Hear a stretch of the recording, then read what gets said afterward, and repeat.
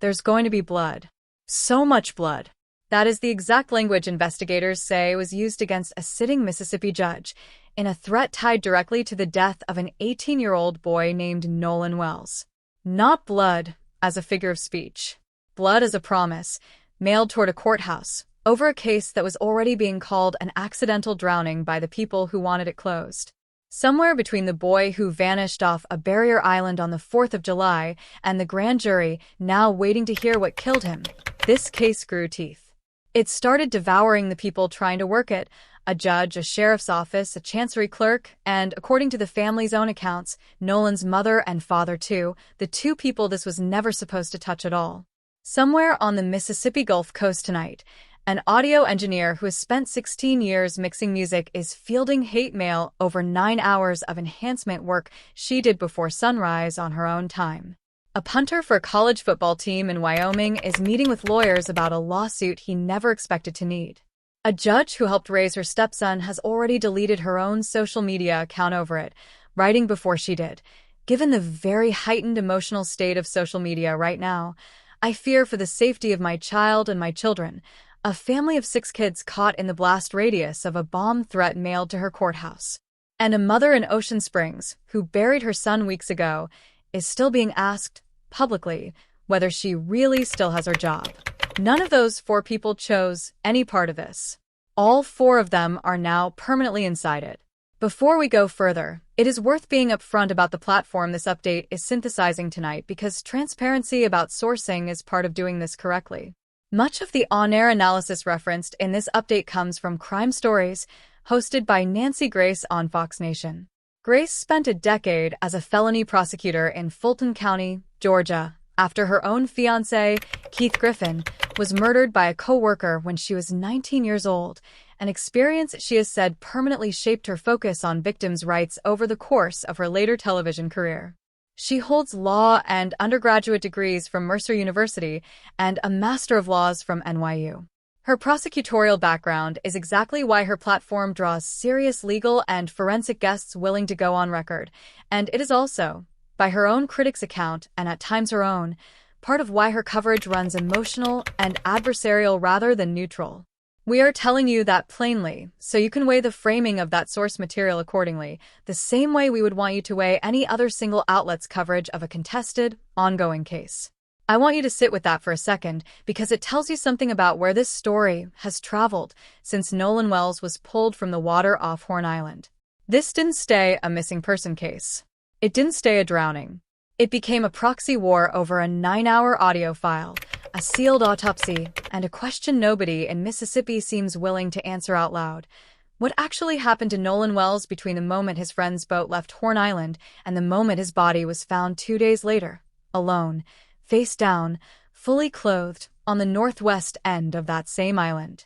Subscribe to this channel, because we are going to walk through every piece of this the way it actually happened, in the order it actually happened, correcting our own earlier reporting where the record has moved since we last covered this case.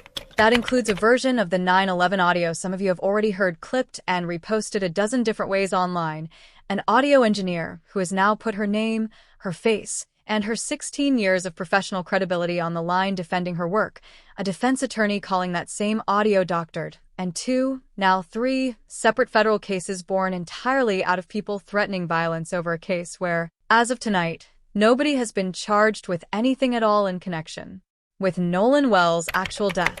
Start with the island itself, because the geography matters more than most people realize. Horn Island is a barrier island roughly 10 miles off the Mississippi Gulf Coast, part of the Gulf Islands National Seashore, accessible only by boat, with no permanent residents, no cell towers, and on a normal weekend nothing but sand, pine, and the occasional National Park Service ranger doing a slow loop past the dunes. On the 4th of July, it is not normal. Boaters from Ocean Springs, Biloxi, Gulfport, and Pascagoula raft up along the beach by the hundreds, sometimes low thousands, engines cut, coolers open, music running off a dozen different speakers at once. The gathering Nolan attended that day drew an estimated 300 people packed onto an island that, by design, has no staff, no drinking water, no shelter, and no communication infrastructure of any kind. It is every single year, one of the most crowded stretches of open water on the entire Mississippi coast for exactly one day, and also one of the least equipped to handle anything going wrong on it.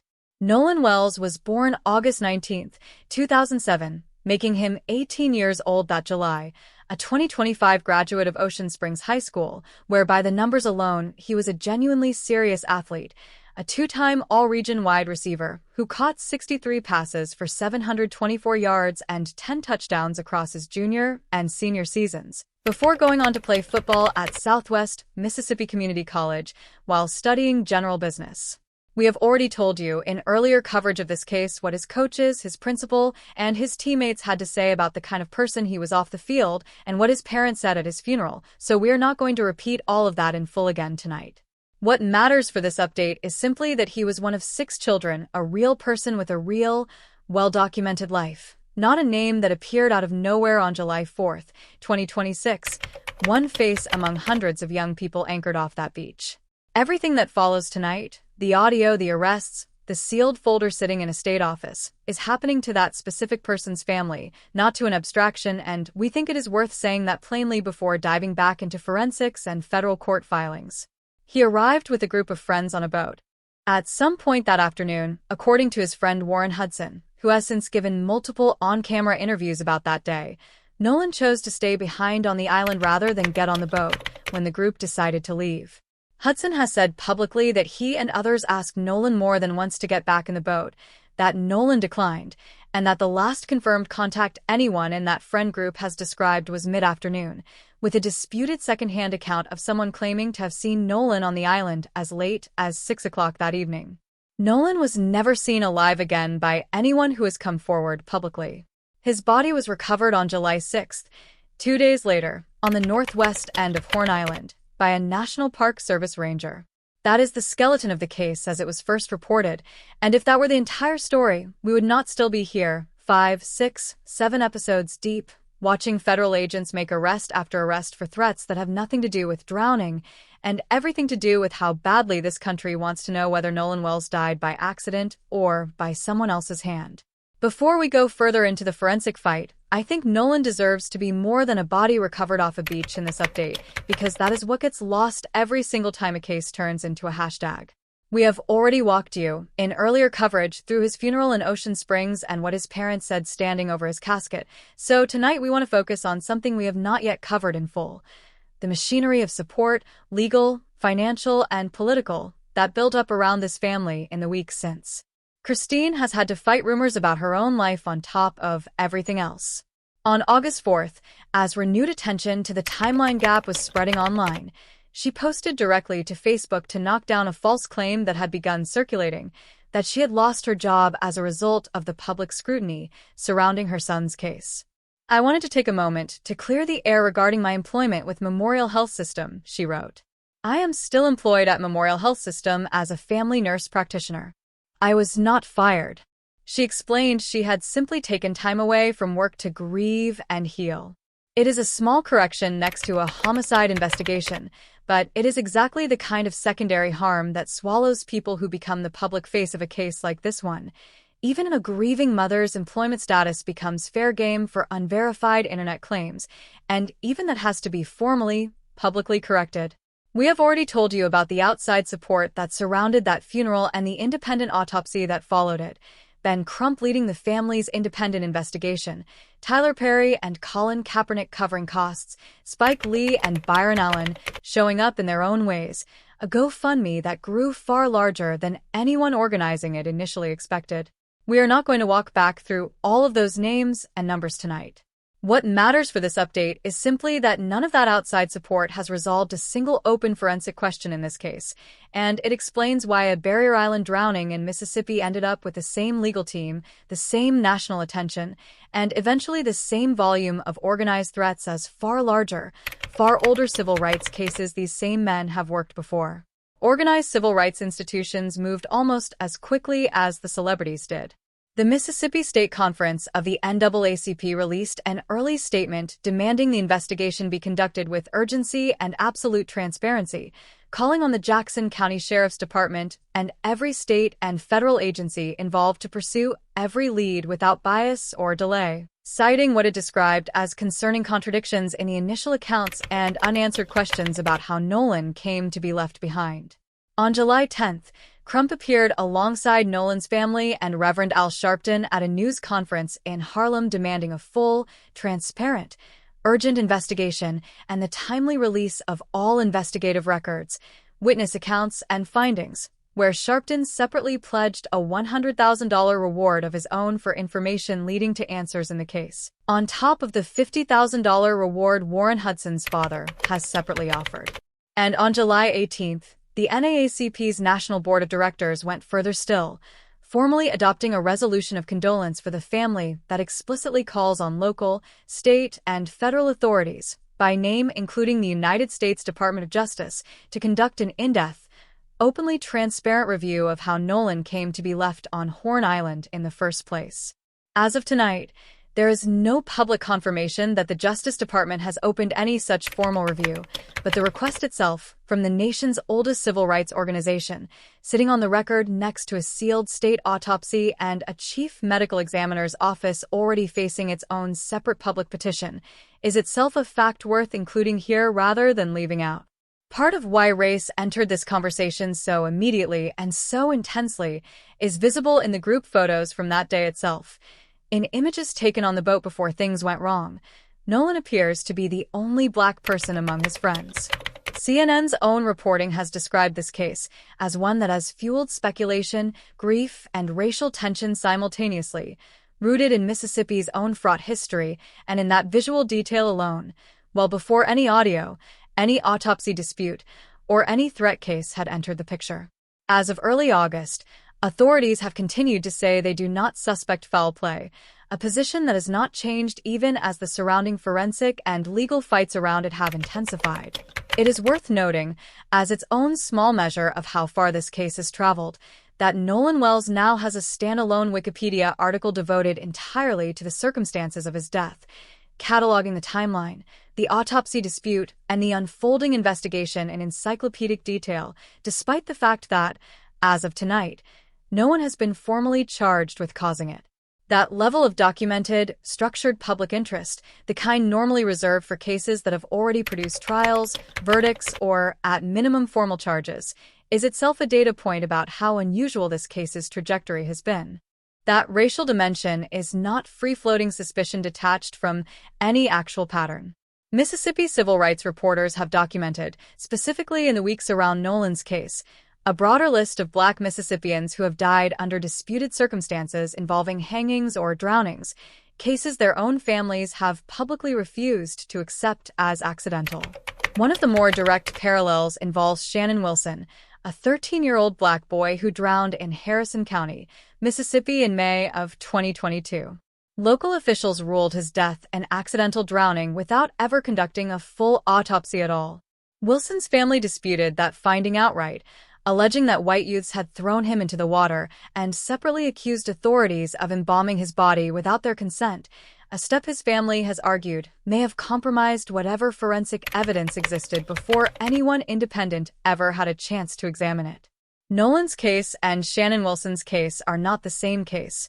The facts, the ages, and the specific allegations are all different, and nothing here suggests they should be treated as interchangeable. But the underlying pattern a black family in Mississippi is being asked to trust here is the same one, an official ruling of accident reached without full forensic transparency, in a state whose own documented history gives black families concrete, specific, non-hypothetical reasons to ask for more before accepting that ruling at face value. There is a more specific, more directly relevant fact sitting underneath that broader pattern, and it belongs in this update because it is not speculation. It is a matter of public record. Mississippi's own state medical examiner's office, currently led by Dr. Stacy Turner, who became interim chief medical examiner in January 2021 and was formally installed in that role that November, is the same office that handled the sealed state autopsy in Nolan's case and separately ruled on the death of Demartravian Trey Reed, the Delta State University student found hanging on campus in September 2025, whose death Turner's office classified as suicide, a finding Reed's own family has disputed and retained independent counsel to challenge. It is also the same office whose 2021 undetermined classification in the death of Damian Cameron was later revisited by 3 independent forensic pathologists, working at the request of the New York Times and Mississippi Today, who concluded that case should have been classified as a homicide. More than 6,000 people have signed a public petition calling for a formal investigation into how that office handles death rulings involving Black Mississippians. None of that proves anything specific about how Turner's office handled Nolan's autopsy. It does mean that when the Wells family says they do not fully trust the state's sealed findings, they are not reacting to an abstract, general skepticism of government. They are reacting to a documented, current pattern involving the exact same office, under the exact same chief medical examiner, in cases decided within months of Nolan's own. Here is where I have to slow down and be honest with you about something, because it matters for everything that follows. Early public reporting on this case, including some of what circulated in the first wave of coverage, leaned hard into the idea that authorities had already quietly concluded this was a straightforward drowning and were simply slow-walking the paperwork. That characterization was not fully accurate then, and it is even less accurate now. Part of where it came from is a specific, imprecise statement authorities themselves released on July 6, the very day Nolan's body was found, saying flatly that no foul play has been identified at this time. That phrasing generated real anger once people parsed it closely, because what investigators actually meant, by their own later clarification, was narrower than it sounded. There were no immediate, obvious external signs of trauma visible at the scene, a very different claim from a completed determination that no foul play occurred, which is exactly why they then sent the body for a full-state autopsy rather than treating the case as closed.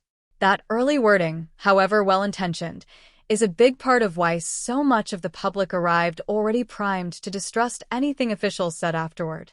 What is accurate, and what investigators and prosecutors have said on the record since, is that officials have indicated they believe an accidental drowning is the likely explanation, while at the same time treating the file as an active, ongoing criminal investigation, declining to release the state autopsy, and now preparing to walk the whole thing into a grand jury room. Those two things, a stated belief in an accident and a decision to withhold every primary document and take it to a grand jury anyway, are in obvious tension with each other. I am not going to pretend they aren't. Reasonable people, including some of the medical and legal experts we are about to hear from, read that tension in very different ways. The first hard fact worth sitting with is the state of Nolan's body when it was recovered. He had been in warm Gulf water for roughly 2 days. Anyone who has worked a death scene, and we are going to hear tonight from someone who has worked more than 10,000 of them, will tell you that window is enough for meaningful decomposition to set in, particularly around the neck and soft tissue, which becomes relevant in about 4 minutes when we get to the 2 competing autopsies. The state performed its autopsy first, in Mississippi, as is standard for any death under investigation. What is not standard, or at least not something officials have been willing to explain in plain terms, is that the completed report has not been released to the public, to reporters, or, as far as anyone has confirmed, to the family's own attorneys in full. Prosecutors have said the reason is straightforward. Releasing an active investigative document before it goes before a grand jury could compromise that grand jury process. Whether you find that explanation sufficient is going to depend a great deal on how much you trust the office holding the file, and trust, in this case, has been in short supply on every side. Because the state autopsy was sealed, the Wells family did something families in high-profile, contested death cases have done for decades, going back further than most of the true crime internet realizes. They commissioned their own. They retained Dr. Roger A. Mitchell Jr., a board-certified forensic pathologist, the former chief medical examiner for Washington, D.C., president of the National Medical Association, and president of Howard University Hospital, to perform an independent, second autopsy. Mitchell's name is going to come up again tonight in a context that has nothing directly to do with Nolan Wells, and I want you to hold on to it because it is one of those threads that ties this case to a much bigger, much older argument this country has been having about who gets to control a body once it becomes evidence. Nolan's remains were transported to Washington, D.C. for that second autopsy, performed on July 10th, 6 days after he disappeared and 4 days after his body was found. By the time Mitchell had access to the remains, they had already been through 1 full state autopsy and had continued decomposing in the interim. Mitchell's findings, released publicly by the family in late July, were careful and notably, they were not the slam-dunk confirmation of foul play that some corners of social media wanted them to be. Mitchell documented a sizable, focal area of red discoloration in the deep soft tissue overlaying the occipital bone, the back of the skull, that he described as unclear in origin, with no laceration of the overlying skin and no fracture of the underlying bone. He was careful to note he explicitly reserved the right to revise his opinion as more evidence became available, and he listed roughly 7 specific outstanding questions he said still needed answers, among them what actually led Nolan to enter the water in the first place, whether water was present in his airway, and whether there was any evidence of a brain bleed.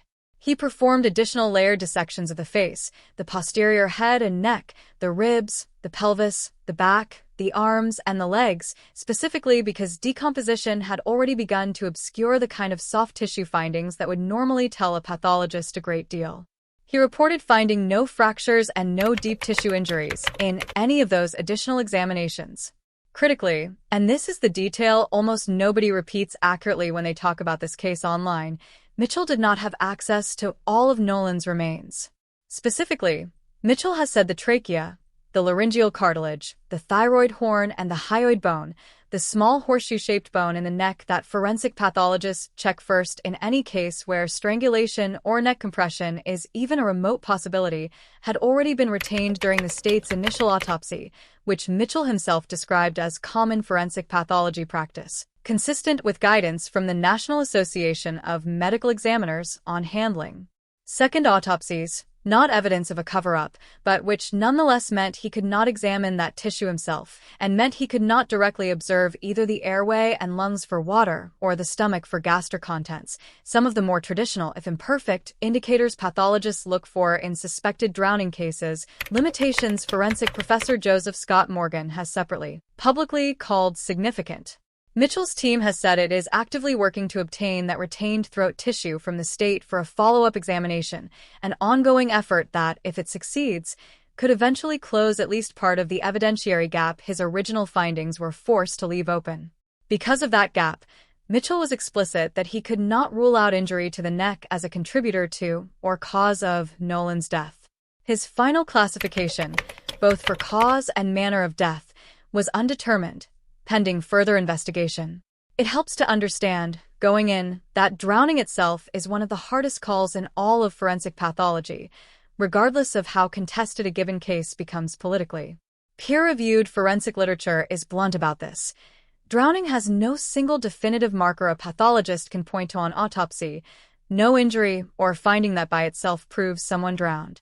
It is instead what forensic pathologists call a diagnosis of exclusion, meaning a pathologist has to rule out every other plausible cause of death, trauma, cardiac event, drug reaction, before drowning becomes the remaining, most likely explanation, and even the classic textbook signs of drowning, froth in the airway, waterlogged and overdistended lungs, fluid in the stomach, are neither reliably present in every actual drowning nor exclusive to drowning alone.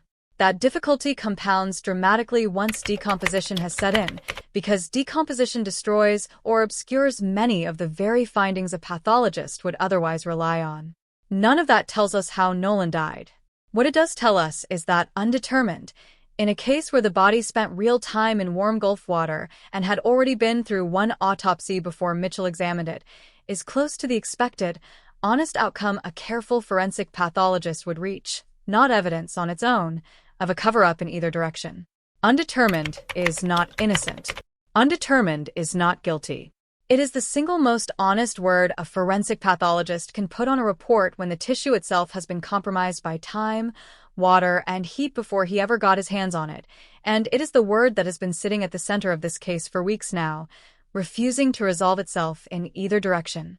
On air, some of the country's most credentialed forensic and legal voices have weighed in on exactly what that undetermined finding does and does not mean, and it is worth walking through their actual analysis rather than the shorthand version that gets clipped for social media. Joseph Scott Morgan, a professor of forensics at Jacksonville State University, brings a case history of more than 10,000 death scenes to his read of this one, built over decades. He started as a death investigator with the Jefferson Parish Coroner's Office outside New Orleans in 1987, the youngest medical legal death investigator in the country at the time, before becoming senior investigator with the Fulton County Medical Examiner's Office in Atlanta in 1992, where he helped establish the national training guidelines that eventually led to the formation of the American Board of Medical Legal Death Investigators. He is the author of the memoir Blood Beneath My Feet, named Georgia Author of the Year, and hosts the podcast and television series Body Bags. Morgan's central point has been that whatever caused Nolan's death has to line up, medically, with what investigators actually documented at the recovery scene itself, and that a coroner and medical examiner working a case like this are trying to reconcile a timeline built from witness statements, including now the disputed audio, against physical findings on a body that had already begun decomposing before either autopsy occurred. Morgan has specifically flagged the transport question as significant, how the body was handled and stored between the initial recovery, the state's autopsy, and its transport to Washington, D.C. for the family's independent examination, noting that even a window of roughly 48 hours in Gulf Coast heat is enough to meaningfully compromise soft tissue findings before a second pathologist ever gets access. He has also pushed back, gently but directly, on the idea that the absence of drunkenness among Nolan's friends definitively resolves the alcohol question, pointing out that a documented blood alcohol level for Nolan himself, whenever toxicology is finally released, could cut in either direction, supporting an accidental drowning theory just as easily as it could support a theory that impairment left him unable to defend himself if something violent occurred. Franz Borghardt, a defense attorney and former prosecutor who runs his own firm out of Baton Rouge, built a career that runs in both directions of the courtroom before landing in commentary. A graduate of LSU's law school in 2006, he clerked for a district judge, spent years as a felony public defender representing indigent clients, then crossed over to work as a felony prosecutor in the East Baton Rouge District Attorney's Office, before eventually founding his own firm and being named one of Baton Rouge's top young attorneys. Having sat on both the defense and prosecution sides of serious felony cases gives his read of Nolan's case a specific credibility. He is not simply defending a theory, he has actually built cases from both directions before. Borghardt has approached the same open questions from the angle of what a prosecutor would actually need to bring a case, regardless of which direction it points. Borghardt has said publicly that if he were prosecuting a case built even partly on Brantley's enhanced audio, he would want independent expert authentication establishing the recording had not been altered or artificially generated before ever relying on it in front of a jury, precisely the kind of authentication fight the Zimmerman-era admissibility rulings show is far from automatic. He has separately flagged the toxicology question as one of the more urgent structural gaps left in the public record, since without it, the alcohol-related theories floating in either direction remain unfalsifiable speculation rather than evidence. A recent unrelated criminal trial shows exactly how badly a battle of paid, dueling forensic experts can muddy even a case with far more physical evidence than this one currently has.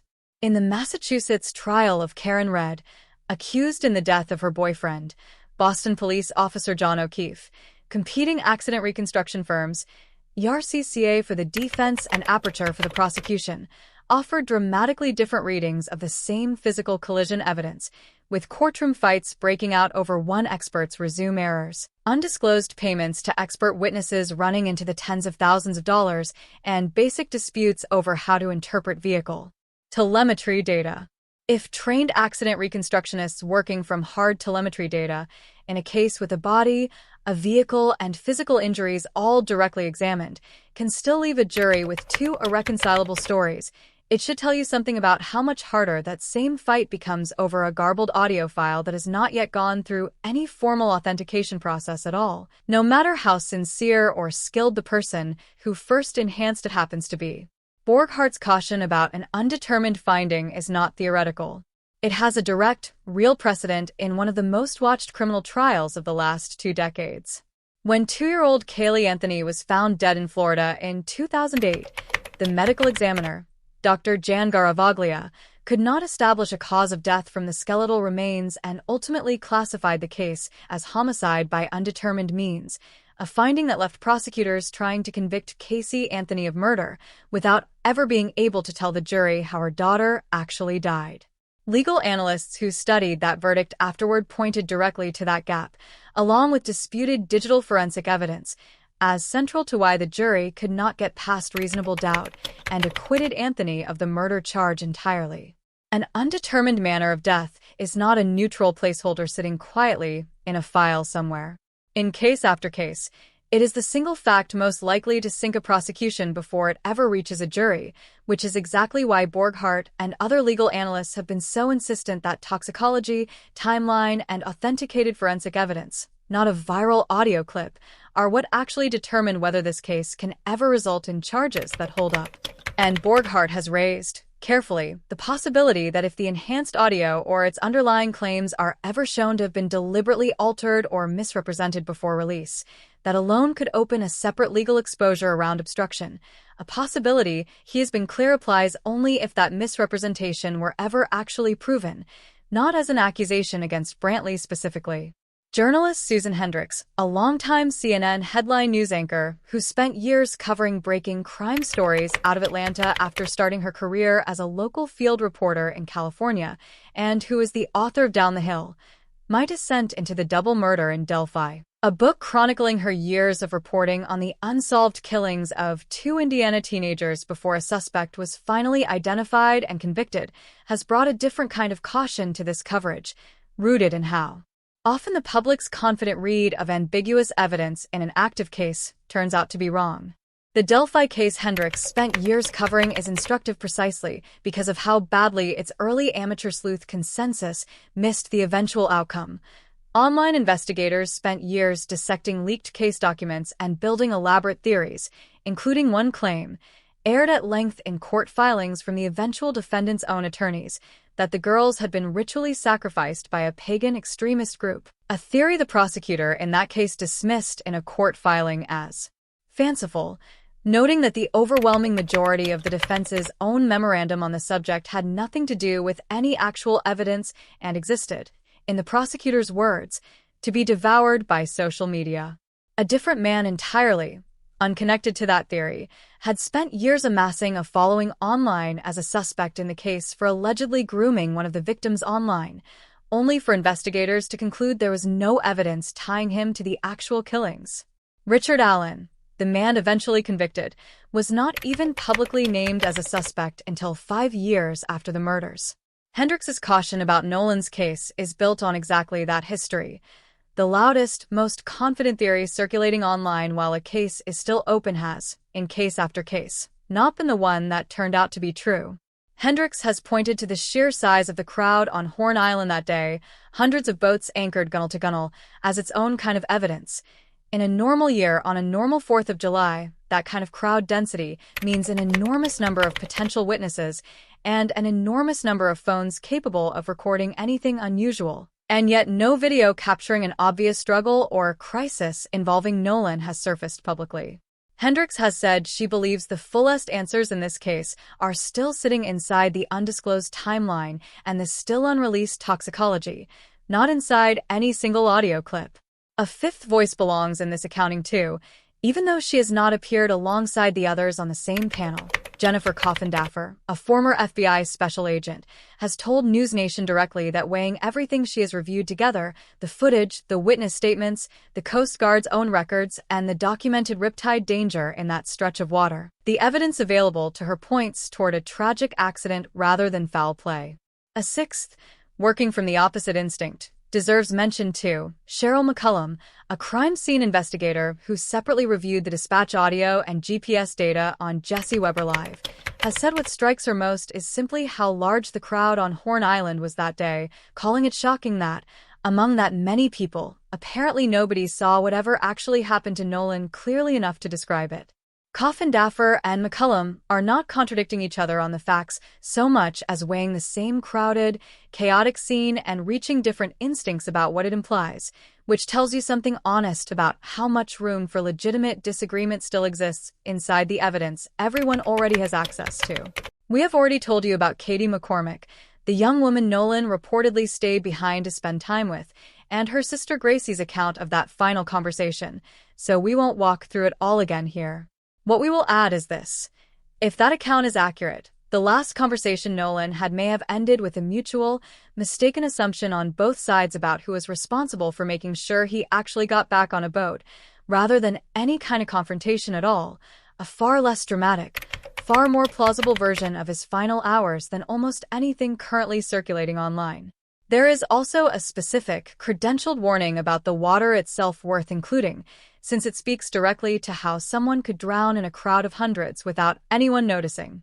A leader with the Cajun Navy, the same volunteer organization that helped search for Nolan in the first place, has publicly described the specific search area around Horn Island as containing what he called deadly washing machine currents, telling reporters the area sees a lot of drownings precisely because of how those currents behave, pulling swimmers under and disorienting them in ways that are not always visible from the surface, even in broad daylight, even with hundreds of people nearby.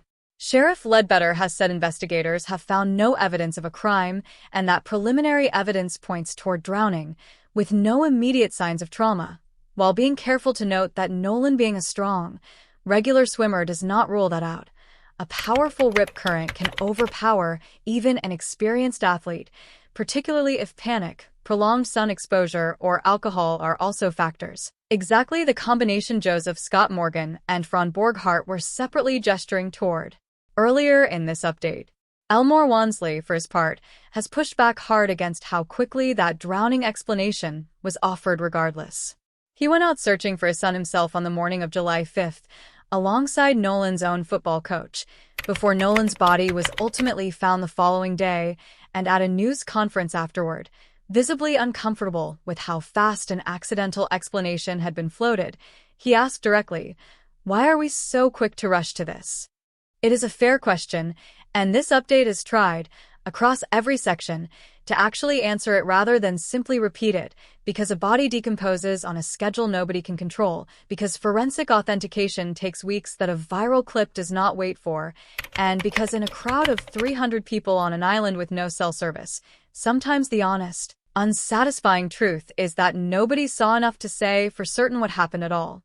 And Teslin Figaro, a political and social justice commentator who serves as managing news editor for Revolt News and hosts her own podcast, has consistently pushed the conversation back toward the specific, sourced content of the enhanced audio itself rather than the fight over its authenticity, pointing out that whatever you believe about Brantley's technical process, the underlying released recording independently documents phrases including Nolan's name repeated multiple times, a question asking whether someone was dead, and a dispatcher who can be heard asking whether anyone on the boat was breathing at all, a detail Figaro has said deserves far more scrutiny on its own than it has received, since it is an unusual thing for any dispatcher to ask on a routine towing call. Figaro's broader argument is less about the audio itself and more about the friend group's behavior afterward. Her position, stated plainly on air, is that even accepting the most innocent possible version of events, that Nolan simply became separated from his friends, and the group genuinely believed he was fine staying behind. It remains unexplained why none of them reported him missing themselves in the hours that followed, rather than that report only coming from Nolan's own mother once she grew worried later that night. Figaro has also been the most direct on-air voice insisting that Nolan's own parents, not just the officials receiving bomb threats, deserve equal attention for the death threats and harassment they themselves have documented and reported throughout this process, arguing that public sympathy has been allocated unevenly toward people in positions of institutional power over people who simply lost their son. That question of obstruction, raised and then immediately walked back into more careful territory during on-air debate, deserves its own honest accounting because it is the single most legally consequential word that has been used around this case so far. Borghardt, working through the legal implications live, floated the idea that if the enhanced audio turns out to be genuine and accurate, the people on that boat could face exposure not just for anything related to Nolan's death itself, but potentially for obstruction of justice, for allegedly withholding or misrepresenting what actually happened. He was pushed back on immediately, and rightly, for getting ahead of the evidence. Obstruction requires proof of an actual, deliberate act of concealment or deception, not simply the existence of a disputed, unauthenticated recording that some listeners interpret as suspicious. The counterargument raised in that same exchange is worth remembering, too. If the recording itself is later shown to have been altered or misrepresented before it ever reached the public, the exposure could just as easily run the other way, toward whoever knowingly distributed a doctored file as genuine evidence in an active investigation. Both of those are real, if currently unrealized, legal risks sitting on opposite sides of the same disputed audio file, and neither one is provable in either direction, without exactly the kind of formal forensic authentication process we've already walked through. Now here is where the story most of you have not fully heard yet begins, because this is where the case stopped being about a body and started being about a recording. In the days after Nolan's death, the Mississippi Department of Marine Resources, and DMR for short, the state agency whose tow-affiliated dispatch line fielded a distress call from the boat Nolan's friends were on earlier that same day, released its own audio of that call publicly. It is short. It captures a group of teenagers. Roughly 7 people were reportedly aboard that particular boat, reporting that their bilge pump had failed and that they were taking on water near the west tip of Horn Island, asking for help, confirming they had a towing membership. That membership detail, easy to skip past, is actually meaningful context. Sea-Tow is a nationwide, family-run marine assistance company with nearly 200,000 members and roughly 100 franchise locations across the country, offering unlimited towing, fuel delivery, and ungrounding assistance to members, dispatched through a 24-hour customer care center staffed by Coast Guard licensed captains. It is not a government rescue service. It is closer to roadside assistance for boaters, which is why the friends on that boat can be heard on the call specifically confirming they had a membership before anything else, and why the standard guidance to call the Coast Guard or dial 911 first in a genuine emergency, and only then contact Sea-Tow, is relevant background for understanding why this became a recorded, retrievable civilian dispatch call in the first place rather than a Coast Guard emergency broadcast. There is already a documented, unresolved discrepancy sitting right at the very start of this timeline, and it belongs here because it shows the confusion in this case did not begin with Brantley's enhancement. It predates it. Sea-Tow's own account is that its crew never actually towed the boat at all, because the caller reported the bilge pump issue had resolved itself before a tow became necessary.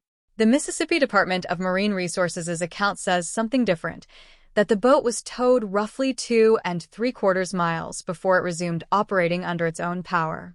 Those are two official, institutional accounts of the same 20-minute window that do not agree with each other, sitting well before any enhanced audio, any pool party photo, or any disputed friend interview ever entered the picture. It is worth remembering that basic disagreement whenever anyone tells you this case is simple. On its face, in its original released form, it is an unremarkable, slightly chaotic distress call, the kind that gets filed and forgotten within a week in any normal year off any normal coast. It did not get forgotten because a woman named Janetta Brantley, a professional audio engineer with more than 15 years of experience working in music and post-production, downloaded that publicly released call off a local news outlet's YouTube channel in the early morning hours, around 5:45 a.m., while researching the case on her own time. What she found when she pulled that audio into her workstation and what she did with it afterward has become one of the single most contested pieces of evidence in this entire investigation, and I think most of the loudest arguments about it online are happening between people who have never actually heard Brantley explain her own process in her own words.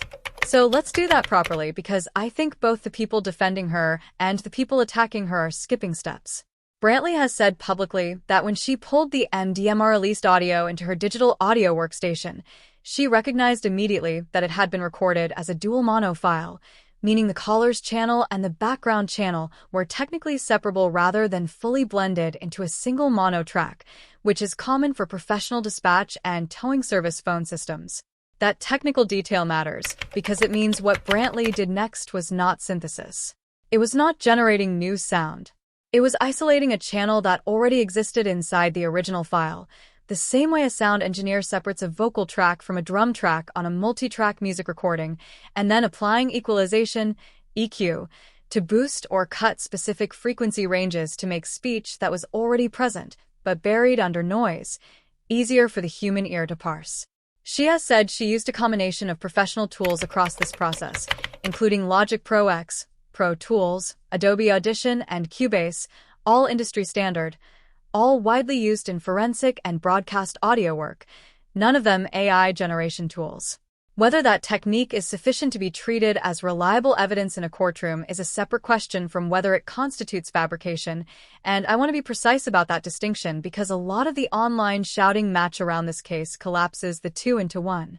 What Brantley says she heard, once she isolated and boosted that background channel, were fragments that had not been clearly audible in the original released version, a name, BART, which she has said she did not recognize and had not heard anywhere in prior coverage of the case, spoken in a way she found alarming enough to loop and isolate further, a phrase that, enhanced, she interpreted as "damn it, Bart. Nolan's really dead now," and other fragments including references to checking someone's chest, asking whether someone was dead, and a moment where the dispatcher on the call appears to ask whether anyone is breathing.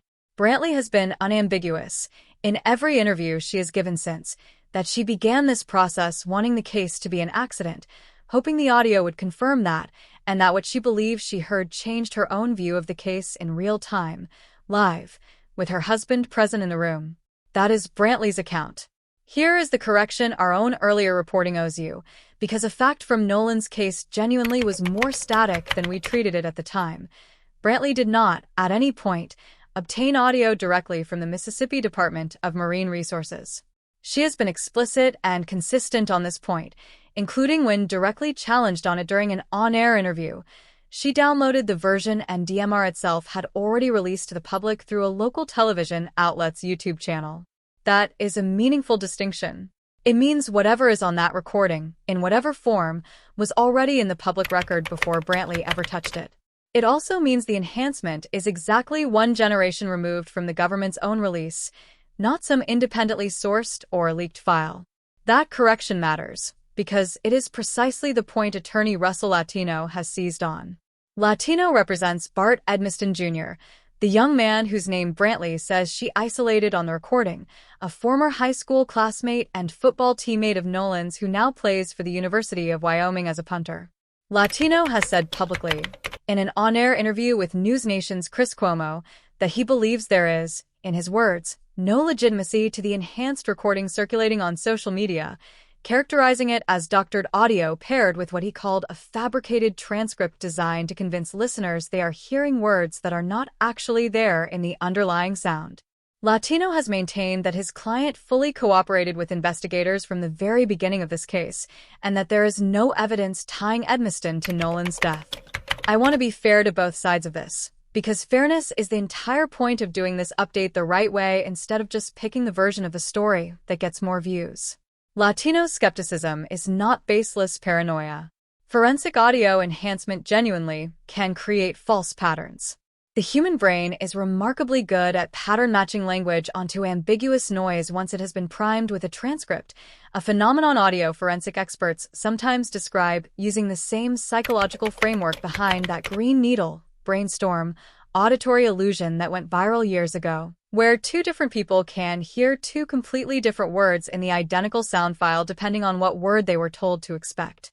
That effect has a real, peer-reviewed cousin, first documented by researchers Harry McGurk and John MacDonald in a landmark 1976 paper titled Hearing Lips and Seeing Voices, when the brain receives ambiguous or conflicting sensory input, whether that is mismatched audio and video or simply noisy, degraded sound, it does not leave the gap blank. It actively constructs its best guess at what it expects to hear, and research since has shown that once a listener is primed with a specific transcript, that primed expectation can even recalibrate how the same listener perceives similar sounds afterward. That is a real, documented effect, and it is a completely legitimate reason to treat any single enhanced recreation of ambiguous audio with caution, especially before it has been authenticated by an independent, court-qualified forensic audio lab using chain-of-custody protocols rather than a home workstation, however professional that workstation might be. There is one more specific claim worth running down before we leave the audio itself, because it is the kind of detail that sounds like a throwaway line but actually does real evidentiary work. Part of Latino's skepticism about the enhanced recording has rested on the idea that the underlying call quality was simply too poor, too full of dropped connection and static, for anyone to reliably make out background speech at all. Against that claim, on air, Nancy Grace specifically pointed to the portion of the original released call where the dispatcher is placed on hold, noting that listeners can hear a solid 30 to 40 seconds of C-Toes hold music playing clearly and continuously during that stretch. That detail matters because it is a testable, objective marker of call quality independent of anyone's enhancement or interpretation. Hold music requires a stable, unbroken connection to render audibly and continuously the way it does on the released recording. If the call itself were as degraded, as prone to dropouts, as the doctored audio theory requires it to have been throughout, that stretch of hold music should sound choppy or broken too, and by all accounts it does not. That does not prove Brantley heard what she says she heard elsewhere in the recording. It does undercut the specific claim that the underlying call was too poor in quality, in general, for background speech to have been captured at all. The toxicology question deserves one more pass, because Borghart's own framing of it, live, captured something a lot of the online debate flattens into a single direction. He was direct that a high blood alcohol content, if that is what toxicology eventually shows, genuinely cuts both ways rather than resolving anything on its own. Read one way, it supports the far more mundane explanation authorities have leaned toward from the beginning, an impaired 18-year-old, alone on an island as the sun went down, entering the water and drowning without anyone nearby realizing what was happening in time to help. Read the other way. Exactly the same finding supports a very different theory. That impairment left Nolan less able to defend himself if something violent did happen, or less able to swim to safety if he was pushed, struck, or otherwise placed in the water against his will. A single number on a toxicology report, whatever it eventually shows, cannot settle that question by itself, and any account, in either direction, that treats a documented blood alcohol level as automatically proving accident or automatically proving foul play is oversimplifying exactly the kind of forensic ambiguity Borghardt was trying to flag in real time. It is also worth remembering the specific mechanics of how Nolan was actually found, because it grounds everything else in this update in a real, physical event rather than an abstraction. His body was recovered not by police divers or a coordinated search team, but by a National Park Service ranger on routine patrol of the Gulf Islands National Seashore, the federal designation that covers Horn Island and several other barrier islands along the Mississippi and Florida coastline. That detail is a reminder of just how remote and lightly monitored Horn Island is the other 364 days of the year. No law enforcement presence, no lifeguards, no formal search infrastructure, just a federal park ranger whose jurisdiction happens to include miles of unpopulated shoreline, discovering a body during an ordinary patrol 2 days after hundreds of boats had already come and gone. District Attorney McElrath's office has separately described Nolan's case as a priority matter for her office, distinct from the routine caseload every county prosecutor is otherwise managing, which is worth weighing against Derek Johnson's derelict characterization even as we hold both statements up to the same scrutiny. The FBI itself has a role in this case too, separate from the threat prosecutions we will get to shortly and separate from the sheriff's office leading the underlying death investigation. Because Horn Island sits on federal land as part of the Gulf Islands National Seashore, the FBI's involvement in examining digital evidence, phones, GPS data, and related material is not unusual jurisdictionally, and Sheriff Ledbetter's office has said its cooperation with the FBI on that front is standard, not a sign of any particular new development. Mississippi Governor Tate Reeves has gone considerably further than simply commenting. In a statement to Fox News Digital, Reeves placed direct blame for the threats on Crump and Sharpton by name, saying, "Ben Crump and Al Sharpton are to blame for the threats. They are stoking division for personal gain. It's sad to see, but not unexpected. This is how they've built their careers." That is a serious, specific accusation from a sitting governor against two of the country's most prominent civil rights attorneys and advocates, and it deserves the exact same scrutiny we have applied to everything else in this update. Reeves did not, in that statement or in anything since, provide actual evidence directly connecting either man's public advocacy to any of the 3 specific federal threat cases we have already walked through in detail. Crump and Sharpton's own public statements throughout this case have consistently called for transparency and a lawful, thorough investigation, not violence of any kind, and none of the 3 people federally charged with making threats has been shown, in any court filing, to have any actual connection to either man. A governor's accusation is not proof any more than an audio engineer's enhancement is proof, and it belongs in this update clearly labeled as exactly what it is: a serious and proven claim from one of the most powerful officials in the state, sitting in direct tension with the FBI's own active, ongoing investigation into who is actually behind these threats. There is a correction owed here too, and it is a significant one. A friend of Nolan's first reached out to the United States Coast Guard around 11 that night, but the Coast Guard determined at that point that the situation did not meet its threshold for an active search and rescue response. It was Christine Wansley herself who then contacted the Jackson County Sheriff's Department around midnight to formally report her son missing, and the actual search that began the following day, July 5th, was carried out by a coalition that included the Mississippi Department of Marine Resources, the Gulf Islands National Seashore's own personnel, and the volunteer-driven United Cajun Navy, a non-profit search and rescue group made up of hundreds of private citizens with their own boats, born out of Hurricane Katrina in 2005 and since deployed to disasters from Harvey to Florence, that has become a fixture in Gulf Coast disaster and missing person response. That the federal government's own designated maritime rescue agency initially assessed this as not requiring its involvement, only for Nolan's mother and a coalition of state and volunteer searchers to organize the actual search that found him a day later, is worth sitting with on its own.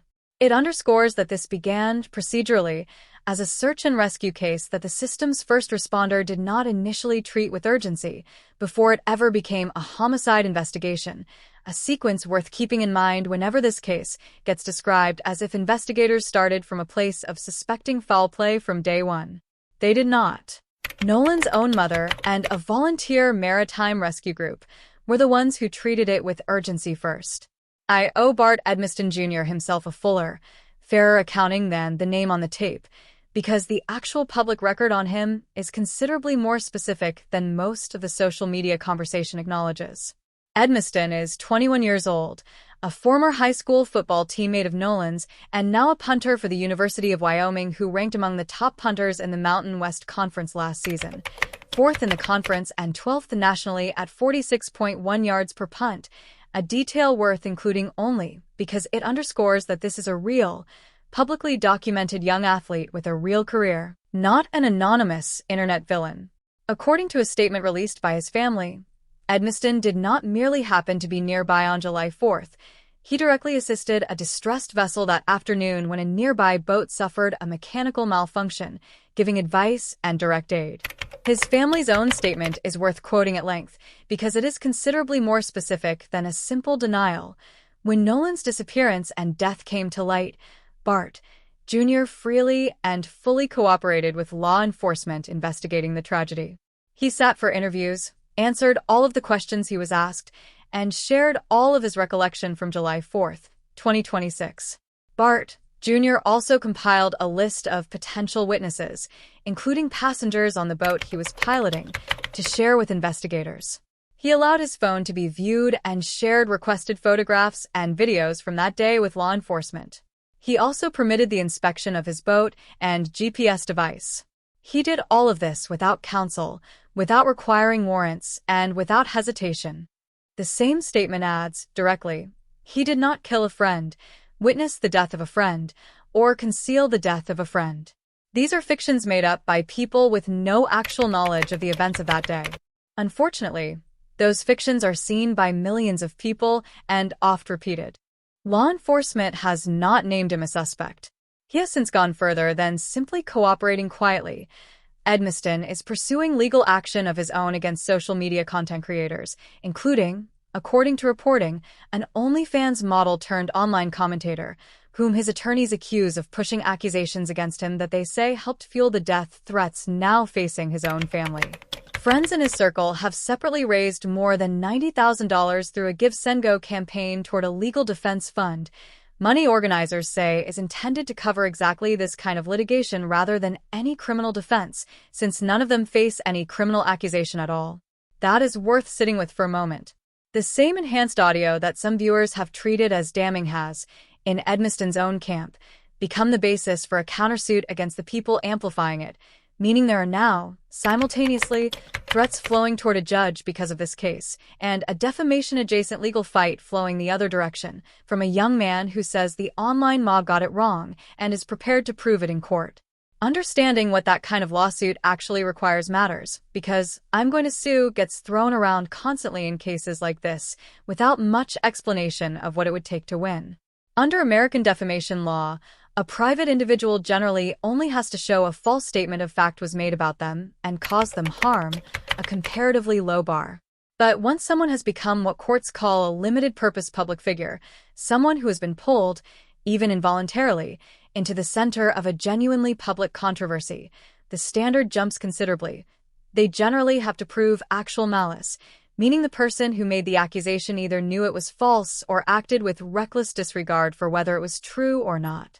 A cease and desist letter, the kind Latino has publicly threatened and content creators accused by Edmiston's team have reportedly received, functions as a formal, documented warning. If the recipient keeps making the same claims after receiving one, that continued conduct can later be used as evidence supporting exactly that reckless disregard standard. Whether Edmiston, given how thoroughly this case has become a matter of public controversy, would be treated by a court as a limited-purpose public figure, and therefore face that higher actual malice bar himself, is very likely to become one of the central legal questions if any of these threatened lawsuits are actually filed. Truth remains an absolute defense in any of these cases regardless of which standard applies, which is exactly why the underlying authentication fight over the audio itself, not the lawsuits layered on top of it, is still the thing that actually determines who wins. But here is the other side of that fairness, the side that gets lost when people just want to dunk on Brantley online. This is not the first time in American criminal history that dueling audio experts have fought this exact fight over an ambiguous recording tied to a young person's death, and looking at how that fight played out the last time is instructive. In the trial of George Zimmerman for the killing of Trayvon Martin, the single most contested piece of evidence in the entire case was a background scream captured on a 911 call, and prosecutors and the defense each hired their own forensic voice analysts to argue over whose voice it was. One expert, biometric voice analyst Tom Owen, used comparative voice matching software and testified he could say with reasonable scientific certainty that the scream was not Zimmerman's voice. A second analyst, Ed Primo, enhanced the same recording and testified he believed, without a doubt, that it was Trayvon Martin screaming. Multiple other experts testified it was simply not possible to reliably identify the screamer at all given the audio quality.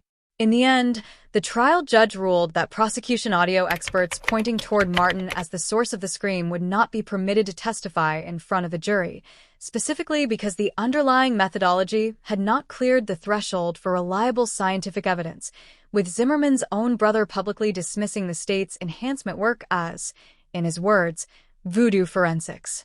Zimmerman was ultimately acquitted of all charges, and the jury in that case has said since that the unresolved, unauthenticated state of that background scream, exactly the kind of ambiguous audio evidence at the center of Nolan's case now, was one of the pieces of the prosecution's case that never crossed the threshold of proof beyond a reasonable doubt. That standard, proof beyond a reasonable doubt, is worth defining plainly rather than assuming everyone already knows exactly what it means. It does not require absolute, mathematical certainty, but it does require that the evidence leave a juror with an abiding conviction to a moral certainty that the charge is true, and it is deliberately, intentionally the highest burden of proof that exists anywhere in the American legal system, precisely because it is a criminal defendant's liberty on the line. An enhanced recording nobody has yet run through the authentication process we described earlier is, right now, nowhere close to clearing that bar on its own. In Nolan's case, any more than an equally unauthenticated recording cleared it in Zimmerman's, more than a decade before this one. I bring that case up not to suggest Nolan Wells and Trayvon Martin are the same story, because they are not, but because it is the closest real precedent we have for exactly the fight now playing out over the CTO audio, a member of the public enhancing a publicly available 911 or dispatch recording, a defense attorney calling the result unreliable and manufactured, and a legal system that, historically, has been deeply cautious about letting enhanced audio drive a prosecution on its own, absent independent authentication.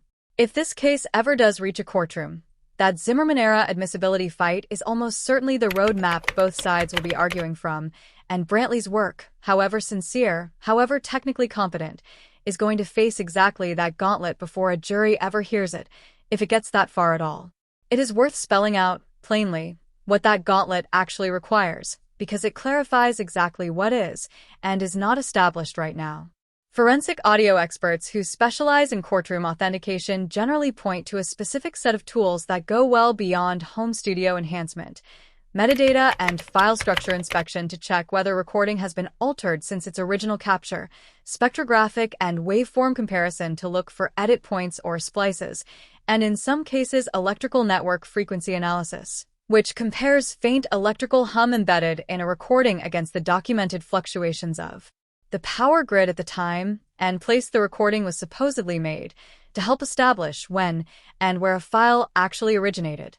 Courts also generally expect a documented, unbroken chain of custody, consecutively logged from a moment a recording is first captured, and expect that any enhancement steps taken were fully documented, replicable step by an independent expert working from the same starting file, and did not involve creating new data or making judgment-based edits or deletions rather than pure signal isolation. None of that has happened yet with the C-TOE recording on either the MDMR released version or Brantley's enhancement of it. There is a specific, concrete example of exactly that process already having happened once, worth walking through in full. Robert Fried, a digital forensics expert with the firm Page One Incorporated, ran his own technical comparison of the original MDMR released recording against the version that circulated through TMZ, claiming to capture phrases including, "Is he dead?" "Check his chest," and "Wake up." Fried's team first noticed the TMZ version ran roughly 20 seconds longer than the original and carried a different digital fingerprint entirely, prompting them to preserve both clips directly from their original source websites for comparison, a basic but essential step, since a clip that has already been re-uploaded and recompressed by the time an outside expert gets to it is much harder to definitively authenticate than one preserved at the source. Working out his own transcriptions of both versions, distorted as they were, Fried's conclusion, delivered on the same News Nation program that has hosted a genuinely wide range of experts on this case throughout, digital forensics analysts, crime scene investigators, forensic pathologists, former FBI agents, none of them agreeing with each other on every point, was blunt. Based on his own comparison of the two files, he did not believe Nolan's name was actually present in the enhanced distress call the way TMZ's version claimed.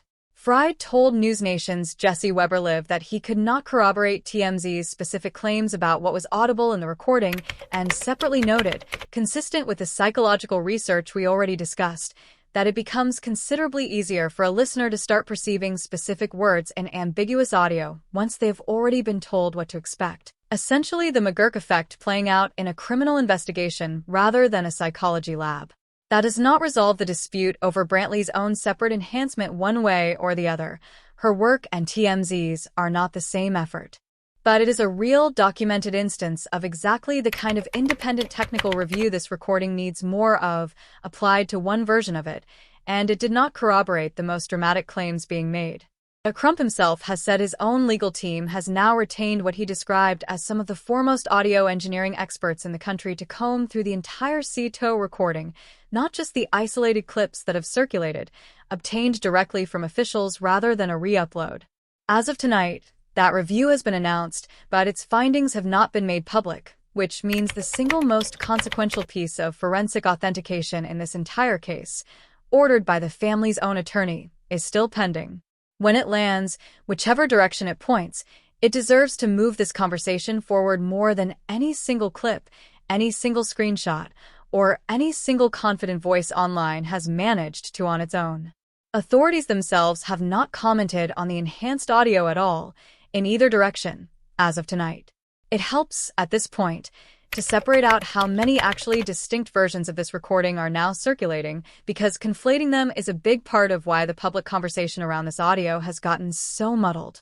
There is, first, the original recording as MDMR released it to WLOX, largely unenhanced, in which the callers can be heard confirming their location, their bilge pump failure, and their towing membership with background chatter that is genuinely difficult to parse. There is, second, Brantley's enhancement, built from isolating the dual mono channel and applying equalization, which is the version containing the disputed BART reference and the Nolan's really dead now phrase.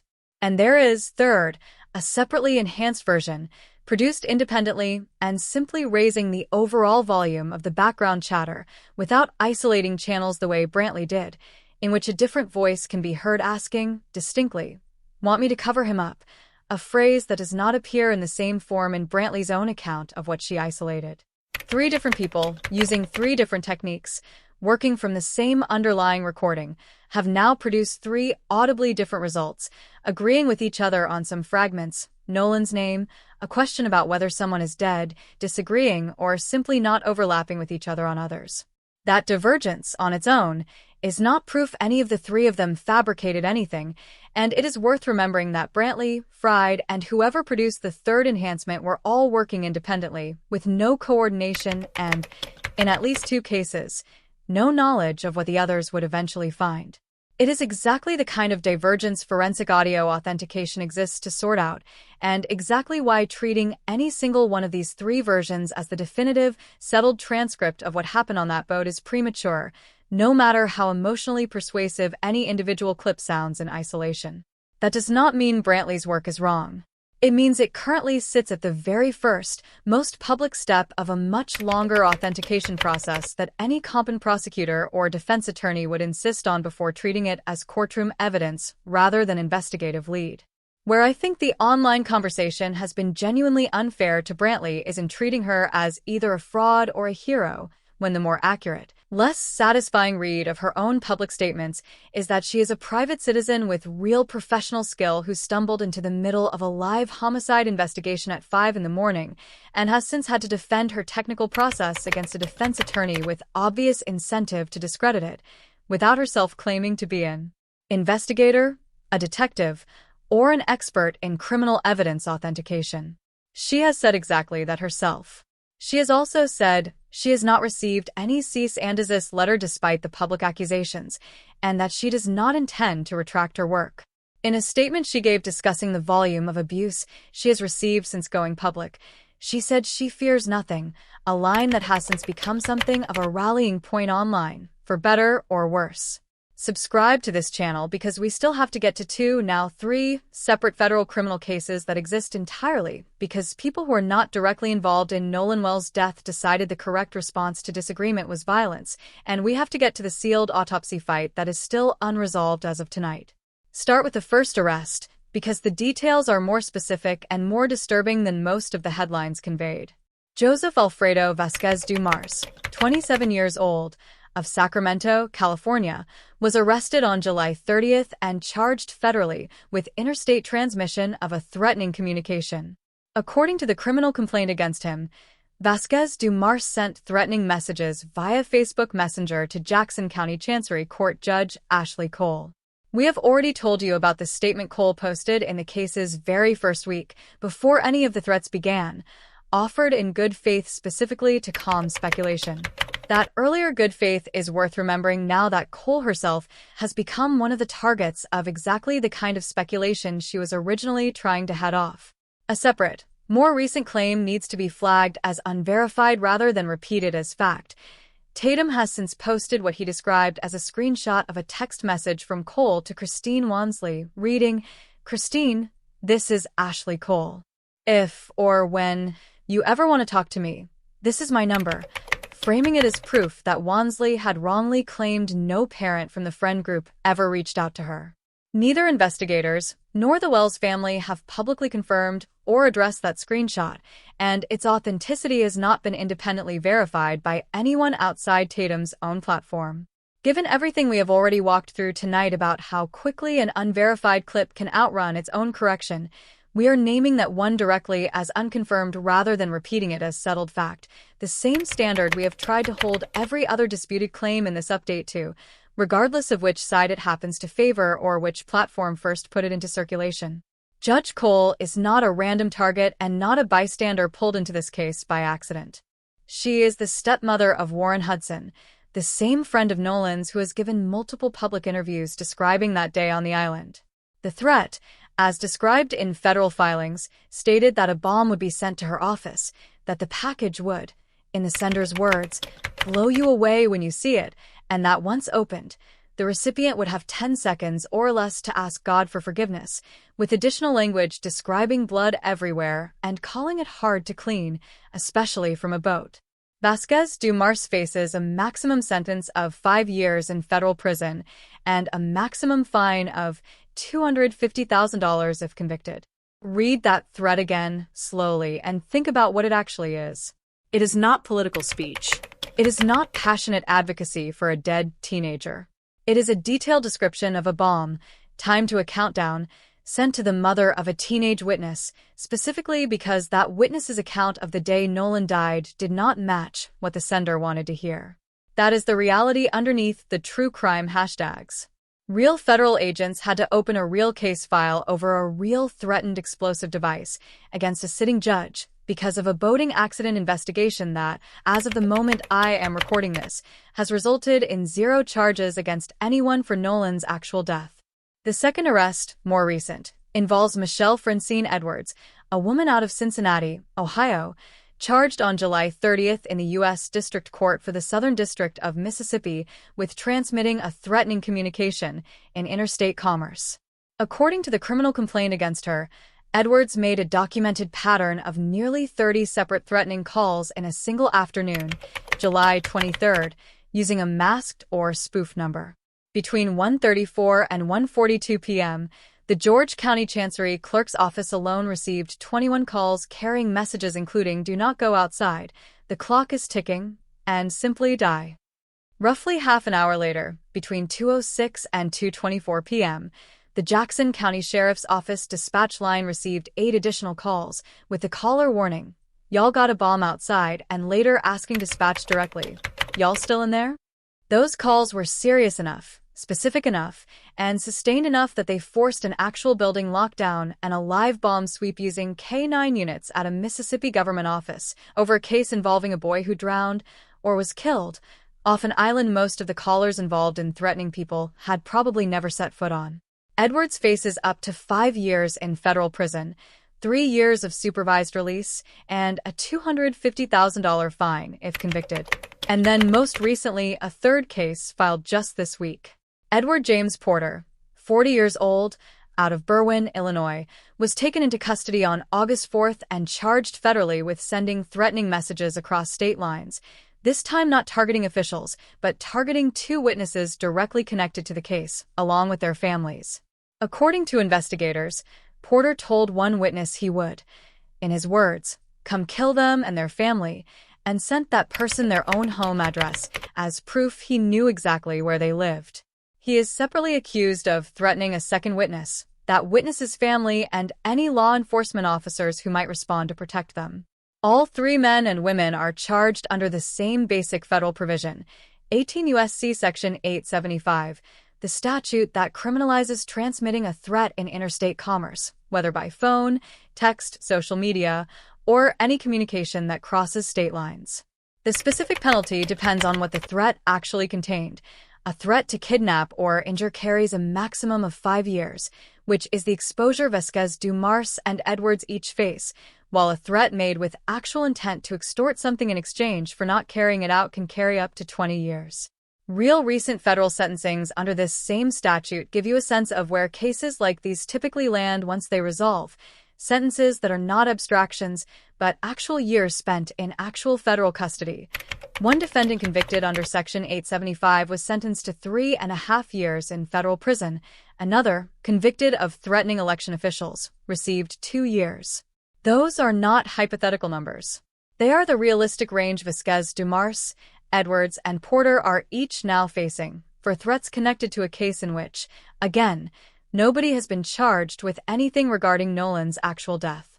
3 separate people, 3 separate states, 3 separate federal cases, none of them accused of anything related to what actually happened to Nolan Wells on July 4th. All 3 accused of turning a grieving family's search for the truth into an excuse for exactly the kind of violence that makes it harder, not easier, for investigators to ever get that truth. It is worth knowing how comparatively rare it is for any of this to actually be charged at all, because it underscores how seriously federal investigators are treating the threat specifically, separate from whatever they ultimately conclude about Nolan's death. Witness and official intimidation is notoriously under-prosecuted relative to how often it actually happens. A widely cited study of one major American city found that more than 300 people a year were charged with witness intimidation locally over a 10-year span, yet fewer than a quarter of those cases ever ended in conviction, largely because intimidation is difficult to prove and often goes unreported by frightened witnesses in the first place. Federal prosecutors bringing 3 separate interstate threat cases this publicly, against people scattered across California, Ohio, and Illinois, all tied to a single Mississippi drowning investigation, is not the routine background noise of a contentious case. It is a level of federal attention usually reserved for far larger, far more organized threat campaigns, and it tells you the Department of Justice is treating the safety of everyone connected to this case, officials and civilians alike, as its own urgent, standalone priority, independent of whatever the grand jury eventually decides about Nolan himself. I want you to notice something about the pattern across all 3 of these cases, because I think it is the most important through line in tonight's update. Every single documented threat connects back not to Nolan's actual friends and not to prosecutors, but to the infrastructure around the case. A judge who happens to be a witness's mother, a chancery clerk's office, a sheriff's dispatch line, witnesses, and their families directly. That is not what justice for Nolan Wells looks like. That is intimidation dressed up as advocacy, and every single person doing it is making it materially harder for the people who are actually trying to work this case, whichever direction the evidence ultimately points, to do their jobs without looking over their shoulder. This is, unfortunately, a familiar pattern in high-profile American death investigations, not a first-of-its-kind escalation unique to this case. During the investigation into the death of Gabby Petito, whose fiancé, Brian Laundrie, disappeared for over a month before his own remains were eventually found, Laundrie's sister Cassie and her husband reported to Manatee County, Florida deputies that strangers were sending threats specifically describing killing their family and kidnapping their children. Serious enough that deputies discussed installing spotlights and security cameras at their home and told them to call 911 immediately if they noticed anything suspicious. Cassie Laundrie had committed no crime and was not accused of any wrongdoing in Petito's death. She was targeted simply for being related to someone the public was furious at and could not yet hold accountable. That is close to an exact preview of what has now happened to Judge Ashley Cole, to a chancery clerk's office, and to named witnesses in Nolan's case. When the public cannot get its hands on the person it believes is responsible, it has, in case after case, reached instead for whoever is closest to them. And Nolan's own parents have not been spared any of this. Multiple people close to the case, including commentators who have covered it extensively, have pointed out publicly that while a judge receiving a bomb threat rightly generates national headlines, Nolan's mother and father have also received documented threats and harassment throughout this process, threats that have received comparatively little attention, even though they are the 2 people in this entire story who did not choose any of this, who are not public officials, who are simply trying to bury their son and find out how he died. That imbalance in public sympathy, more outrage mobilized on behalf of a judge than on behalf of a grieving mother, is worth sitting with, whatever side of this case you find yourself on. Christine Wansley herself has described receiving anonymous hate mail specifically, including, in one instance, a printed family photograph mailed back to her defaced with $signs scrawled across it, a crude implication that her public grief was somehow motivated by money rather than the loss of her son. When she shared a piece of that hate mail publicly rather than hiding it, her own response to whoever sent it was simply, "Lord, have mercy on your soul." In a separate, tearful video posted to Instagram in mid-July, she described the specific texture of what she has been carrying, grieving a child while simultaneously fighting for answers about how he died, in words that did not sound like a press strategy. This loss, this grief, this pain, it's different. It's insurmountable. She has said she remains committed to staying publicly vocal about her son's case specifically because she believes that is what Nolan himself would have wanted her to do. A political science researcher studying racial trauma in cases like this one has noted that reactions to Nolan's death have reinforced, for a lot of Black families watching, a familiar and demoralizing belief that meaningful justice will not ultimately be served, a sentiment that echoes forward from Rodney King through Trayvon Martin through George Floyd and now, for many, to this case as well, whatever the eventual facts turn out to show. Now let's talk about the autopsy secrecy fight directly, because there is a real, documented, non-hypothetical precedent for exactly this situation, and understanding that precedent tells you something about how this typically resolves. We reported at the top of this update that the state's completed autopsy on Nolan Wells has not been publicly released, and that prosecutors have said the reason is to protect the integrity of an upcoming grand jury presentation. Is that unusual? Not entirely, and it's worth being straight with you about that rather than implying something sinister by default. Autopsy reports in active homicide or suspicious death investigations are frequently withheld from public release specifically because prosecutors do not want potential grand jurors or an eventual trial jury pool exposed to graphic forensic detail before they are formally seated and instructed. We have seen medical examiner offices place security holds on active case files before, sometimes at the direct request of law enforcement. In the ongoing criminal case against a musician known as D4VD, real name David Anthony Burke, charged in connection with the death of 15-year-old Celeste Rivas Hernandez, the Los Angeles County Department of Medical Examiner received a court order, initiated by the Los Angeles Police Department itself, placing a security hold on that autopsy file. And a judge separately ordered portions of the medical examiner's findings sealed during pretrial proceedings. That case also shares an uncomfortable forensic parallel with Nolan's, beyond the sealing itself. When Rivas Hernandez's remains were eventually examined, testimony described decomposition severe enough that some tissue had liquefied, and the cause of death, penetrating injuries to her torso, was only established after that degraded condition had already complicated the pathologist's work considerably. It is a stark reminder, sitting alongside Nolan's own case, of how often decomposition, not investigative incompetence or deliberate concealment, is the actual force limiting what any autopsy, state or independent, can definitively tell a family and a jury once time and heat have already done their damage before a scalpel is ever picked up. That is a real, current, comparable example of exactly the kind of secrecy being applied in Nolan's case, and it demonstrates that sealing an autopsy pending prosecution is a recognized, if controversial, prosecutorial tool, not something unique to how Mississippi is handling this specific investigation. This is new ground for this update specifically, so let's walk through it carefully rather than assuming you already know it. Two more real, current examples show both ends of how this kind of secrecy typically resolves. In the case against Brian Kohberger, convicted in the stabbing deaths of 4 University of Idaho students, the victims' full autopsy reports were kept out of public view for well over a year, through the entire pretrial period, and were only unsealed after Kohberger's sentencing, at which point the city of Moscow released more than 300 pages of investigative documents at once, including autopsy findings showing each victim had suffered sharp force injuries consistent with a fixed blade knife. That is the pattern prosecutors are almost certainly following with Nolan's file. Hold everything until the legal process that document is meant to support, in this case a grand jury presentation rather than a trial, has run its course, then release it essentially all at once.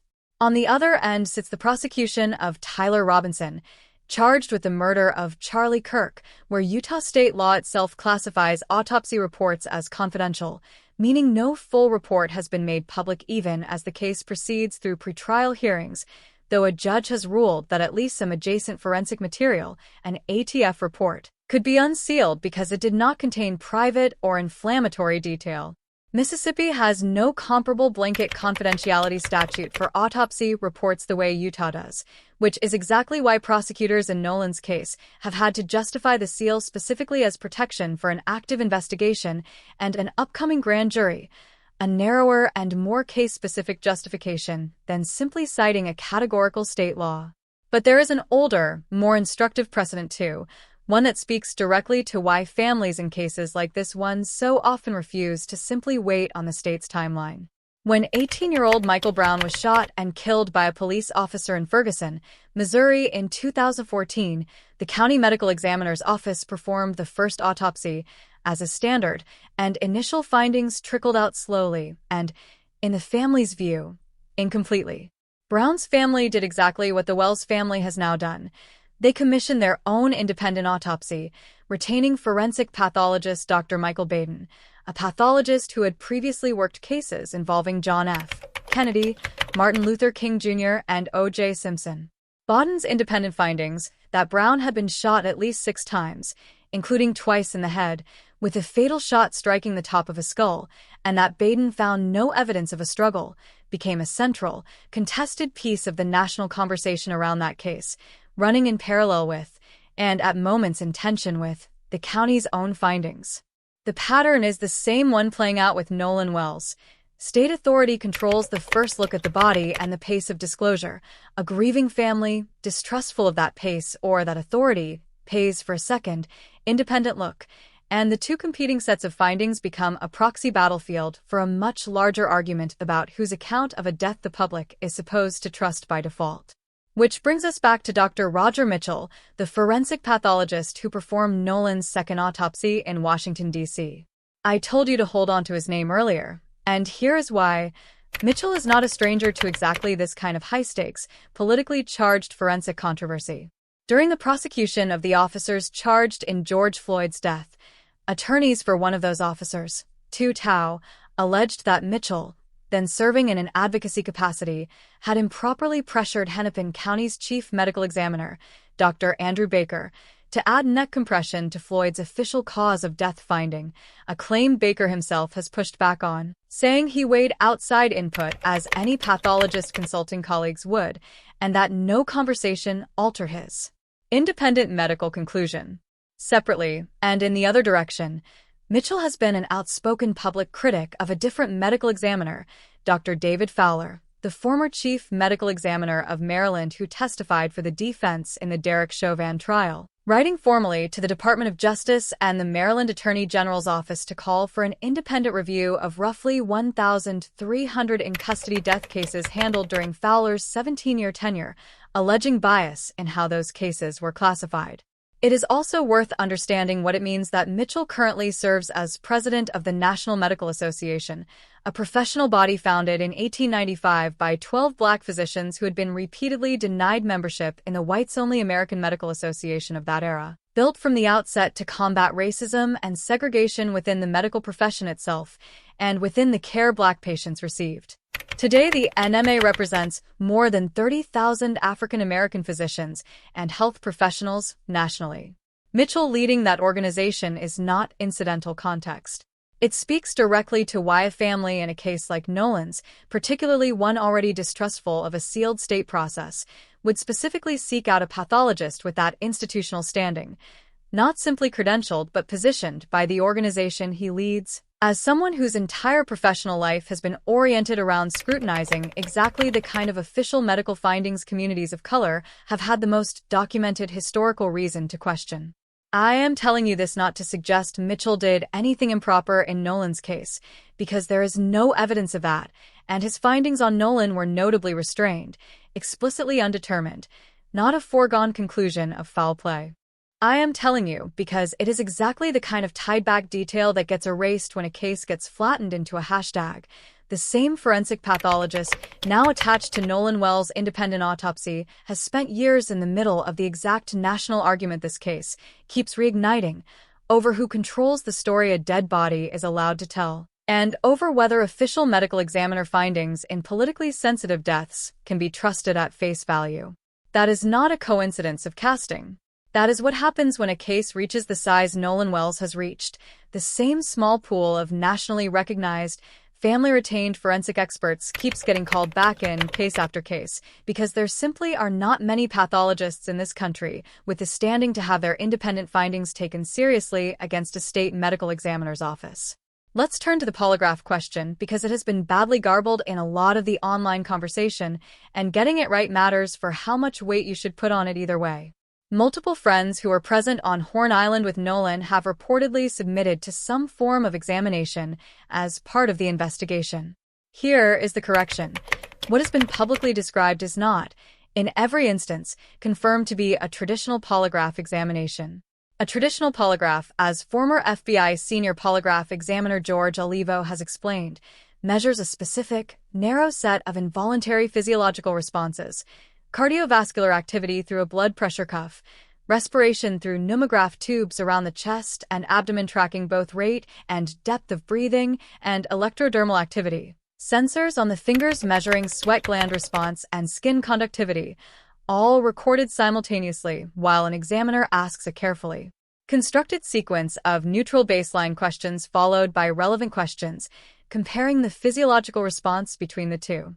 Olivo, who spent 22 years with the FBI and served as senior polygraph examiner for the Los Angeles field office before retiring in December 2020, has been clear that a separate technology, sometimes referred to informally as a voice stress analyzer, which attempts to detect microstressors electronically in a speaker's voice rather than through direct physiological sensors, is a fundamentally different and, in his professional assessment, far less reliable tool, one where the underlying research base is comparatively weak. What some of Nolan's friends reportedly underwent has been described in terms that are at least partially consistent with that voice stress category rather than a traditional sensor-based polygraph, and at least one of the young men involved reportedly did not undergo either form of testing. Why does that distinction matter beyond forensic trivia?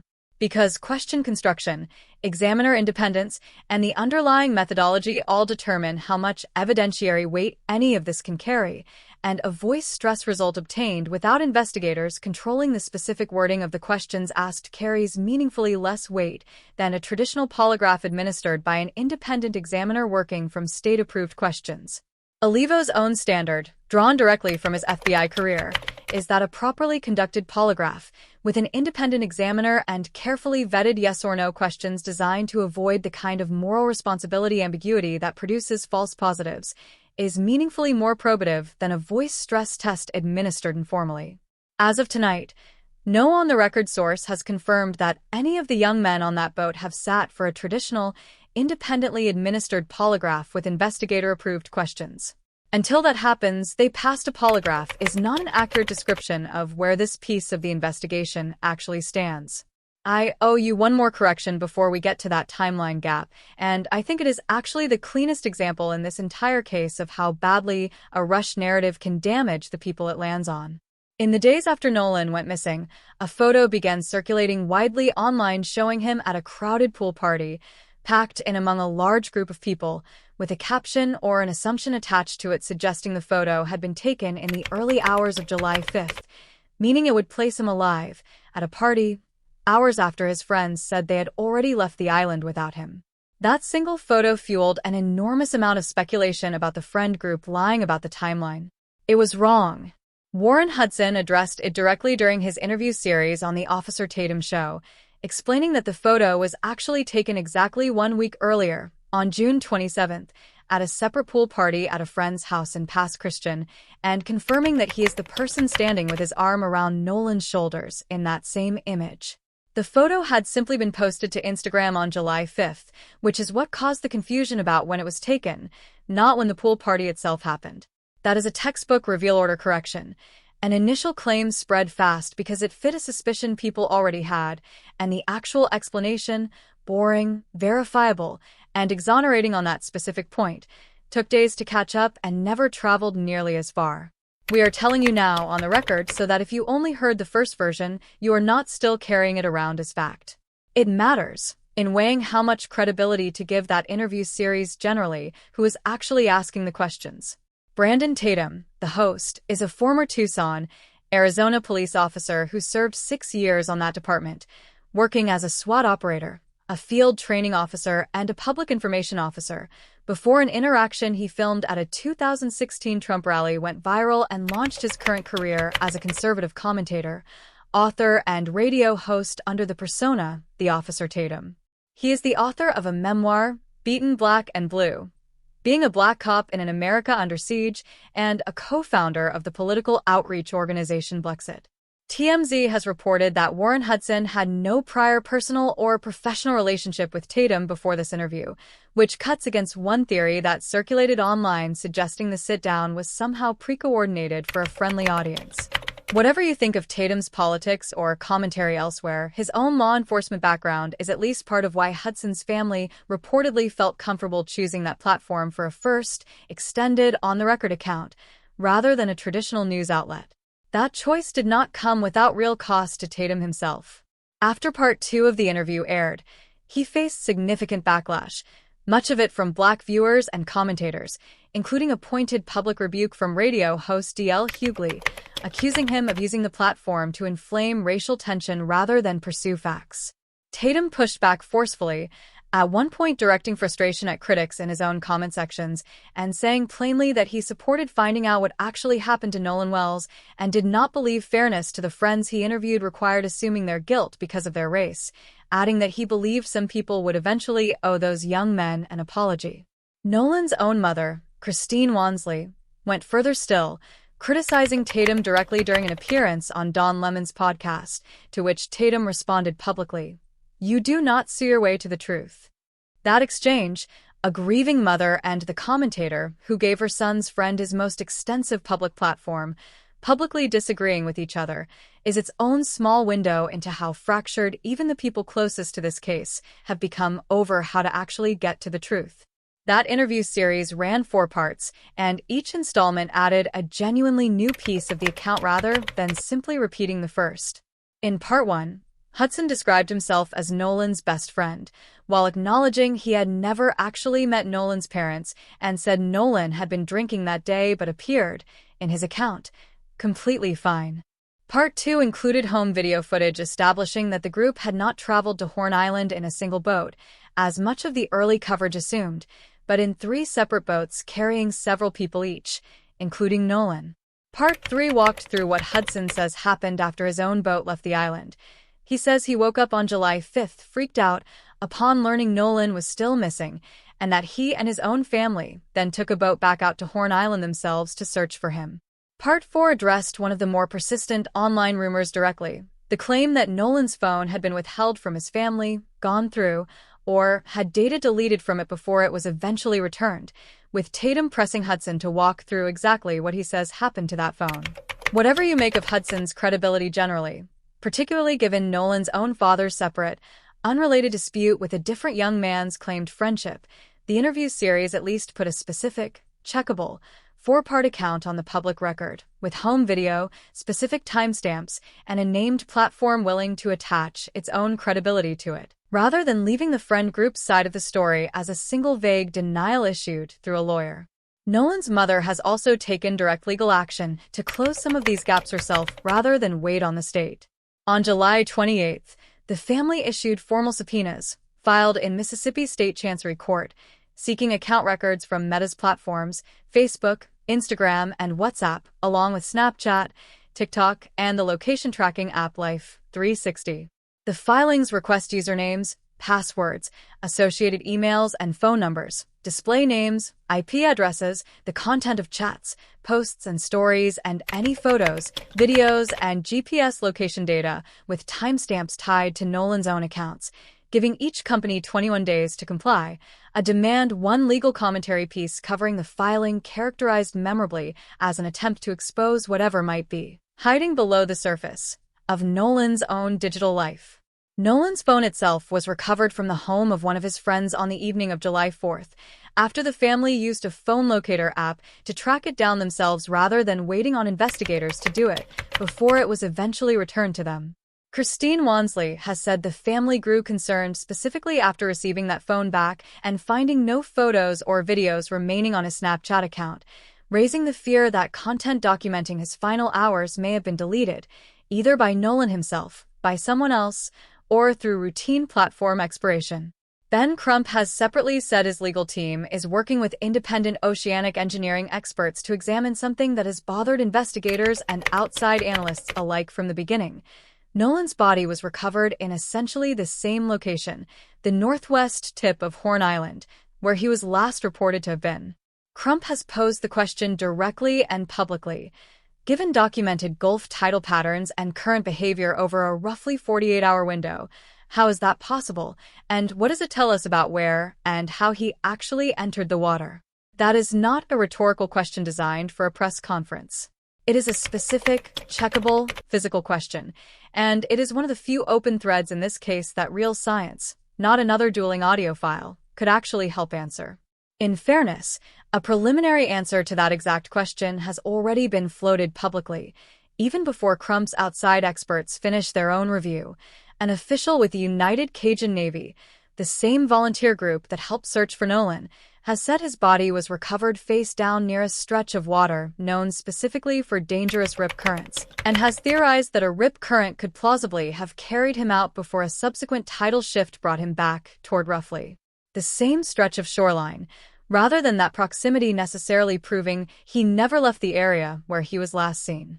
That is one rescuer's working theory, not a confirmed finding, but it is a real, physically plausible, currently available answer to the question Crump has posed, grounded in first-hand knowledge of that exact stretch of water rather than a general oceanographic principle applied from a distance, and it belongs in this update alongside the question itself.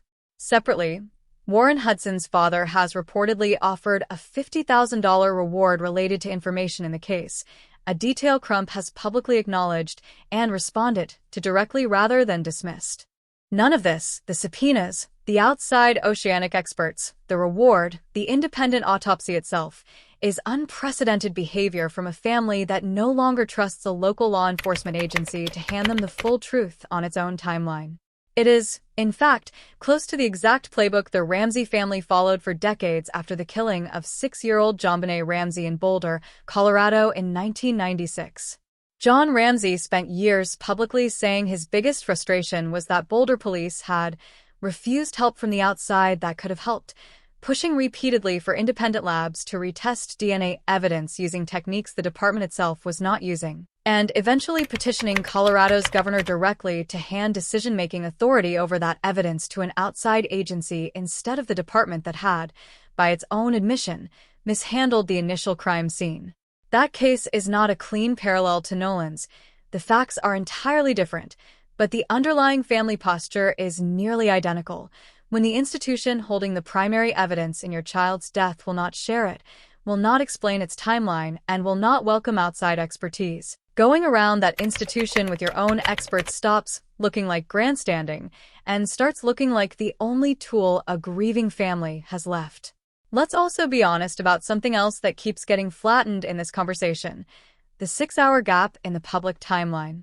A civilian legal advocacy group, working under the names American Freedmen Legal Fund and Freedmen's Rights and Freedoms Trust, conducted its own compiled review of publicly available social media evidence: photographs, videos, screenshots, witness comments, timestamps, and boat descriptions from people who say they were present on or near Horn Island that day, and published a working timeline.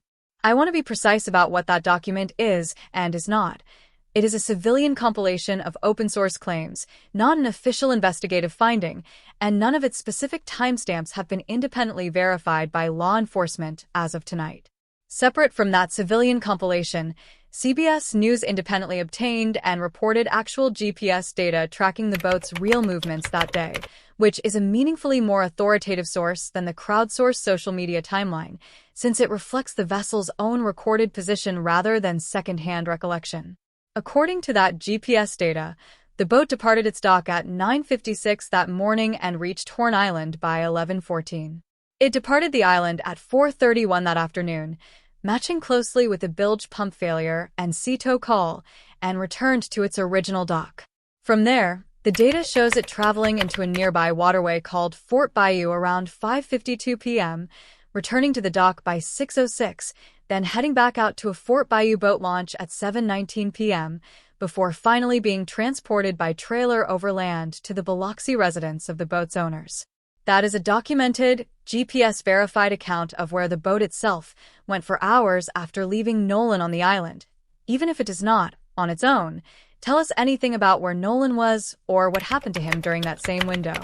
The boat's owner, the owner's mother, and at least one other person who was with Nolan that day have been described as cooperating with investigators. With that caveat about the civilian AFLF review firmly in place, here is what it separately lays out. According to that review, the Friends boat departed the dock around 9:56 that morning and reached Horn Island by roughly 11:14. The group's boat is reported to have left the island around 4:30 that afternoon after the bilge pump failure that produced the sea tow distress call, with Nolan reportedly remaining behind on the island, his phone and keys left aboard the departing boat. The review cites the last confirmed image of Nolan from that day, timestamped 2:23 that afternoon. An unverified witness claimed placing someone resembling Nolan on the island around 4:30 to 4:45 seeking a ride, and a separate, similarly unverified account describing what witnesses characterized as an altercation involving someone matching Nolan's description around 5 o'clock. From that point, the compiled timeline goes essentially dark for close to 6 hours, with no documented, verifiable activity until roughly 11 that night, when a friend is reported to have alerted Nolan's mother, and the Coast Guard was contacted. Nolan's father searched the island himself the following day, and a National Park Service ranger found Nolan's body in the water on the morning of July 6. The review specifically calls on investigators to obtain and cross-reference the native, unedited sea tow audio, GPS data, formal dispatch records, any available surveillance footage, and complete phone location histories, rather than relying on the informal, secondhand social media timeline it was built from. Jackson County Sheriff John Ledbetter's office is the named agency the report calls on to do that verification work. Nolan's own mother has spoken publicly and directly to shut down some of the more speculative rumors that have sprung up around this renewed timeline attention, without, as of this update, resolving the underlying 6-hour gap itself. That gap, not the audio, not the threats, not the polygraph confusion, is arguably the single most important open question left in this case, because it is the one piece of the timeline that, if it were fully documented with real phone and GPS data rather than crowdsourced recollection, would likely settle a large percentage of the other disputes on its own. One update belongs here on a dispute we have already told you about in earlier coverage: the Wells family's public skepticism that Traciston Shepard, who described himself on the Officer Tatum show as one of Nolan's closest friends, was actually close to Nolan at all. Since we last covered that disagreement, Warren Hudson has separately confirmed a detail worth adding rather than repeating what you already know. He chose not to attend Nolan's funeral at all, not out of disrespect, but because he says he had by that point received thousands of individual death threats and did not want his presence at a public, heavily covered service to become a distraction from the Wells family's grief, or to put himself and his own family in further danger. He has said not being able to say goodbye to one of his closest friends in person weighs on him. That same young man, Traciston Shepard, is also at the center of a separate, earlier correction that belongs here because it shows how even Nolan's own legal team has had a claim about the evidence directly disputed by someone who was actually there. Ben Crump had said publicly that a video from that day shows Nolan standing among a group on the island, audibly demanding his phone back. Shepard came forward afterward to say the voice on that viral video is actually his own, not Nolan's, explaining that the underlying altercation captured on video was between himself and an unrelated stranger who had started a fight with him, that Nolan does not appear in that particular video at all, and that there was no discussion of a phone in it, only Shepard himself asking the people restraining him to let him go so he could continue the confrontation. Shepard has also pushed back on the broader phone narrative directly, saying it was simply common for the whole group to leave their phones behind in the boats that day, which is why relatively few photos or videos exist from the island itself, since everyone was in the water rather than on their phones. If Shepard's account is accurate, it means one of the more viral, most frequently cited pieces of supposed video evidence in this entire case, Nolan on camera demanding his phone back, was never actually him at all, attributed to him first by an advocate's own initial, good faith read of an ambiguous clip, then repeated by thousands of people who never watched the clip closely enough to question it themselves. We have already told you about the joint phone inspection Christine Wansley and District Attorney Angel Myers McElrath's office agreed to conduct together back in mid-July.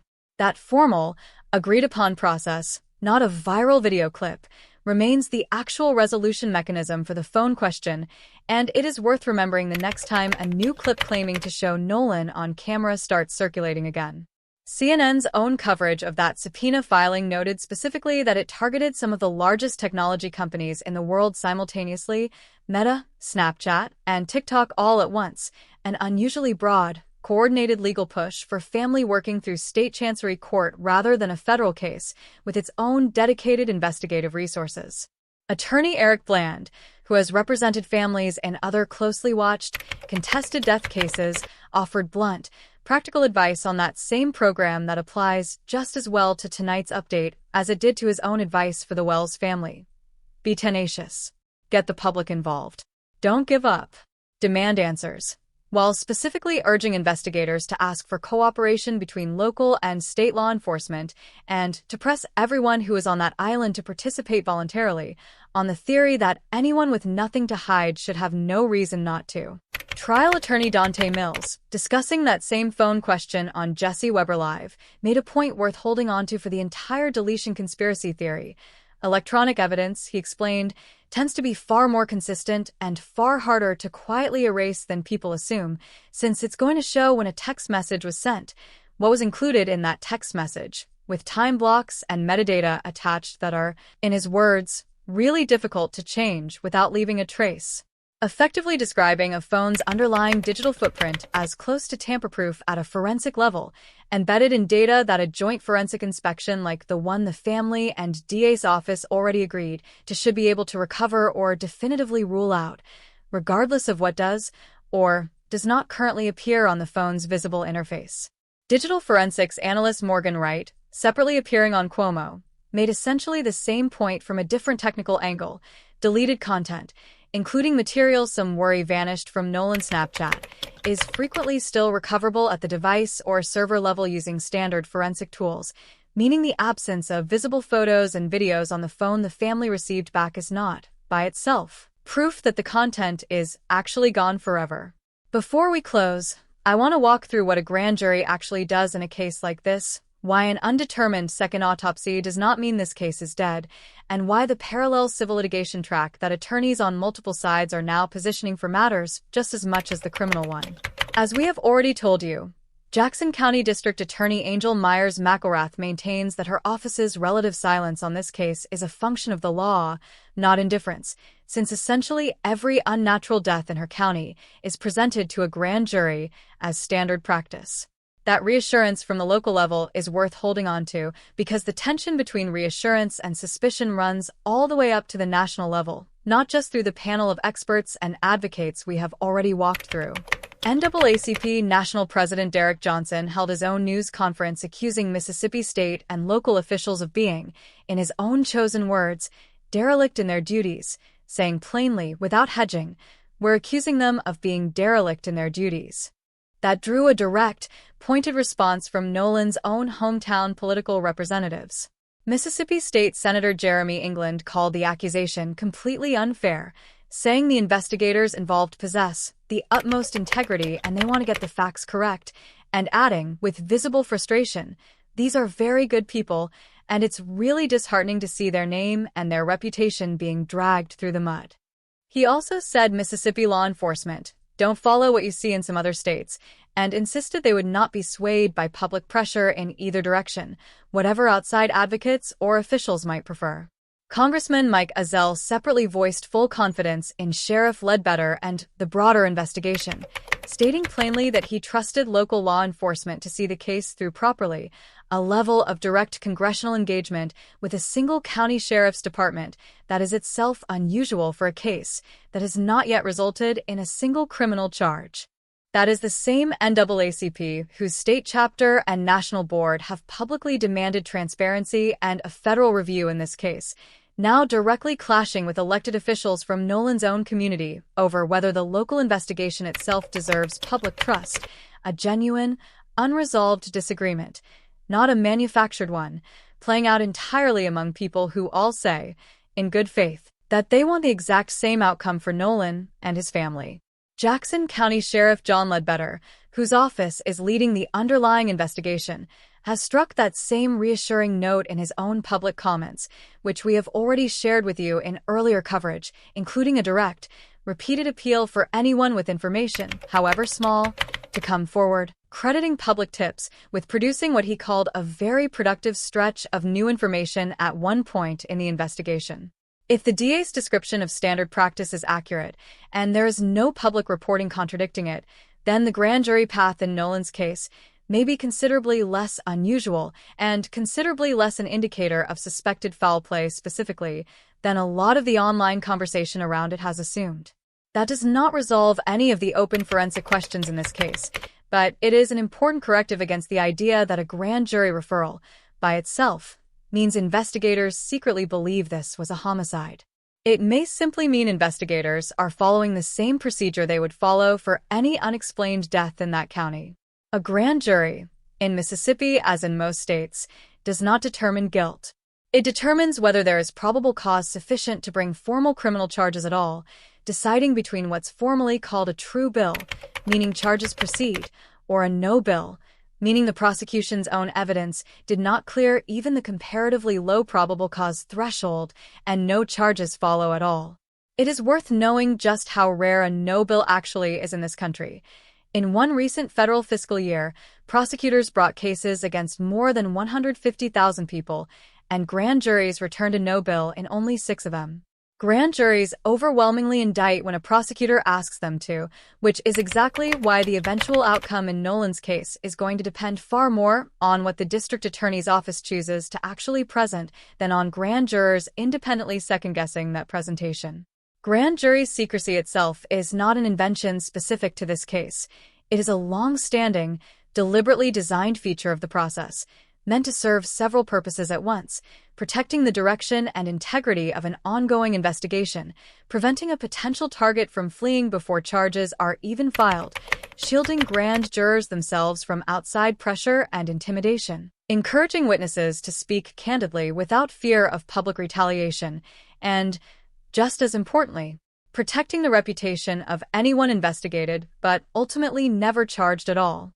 Grand jurors, prosecutors, and court staff involved are all formally sworn to secrecy and can face criminal contempt penalties for violating it, which is why nobody credible is going to leak the specific contents of Nolan's grand jury presentation to a podcast or a TikTok account before it happens, whatever anyone online claims to already know.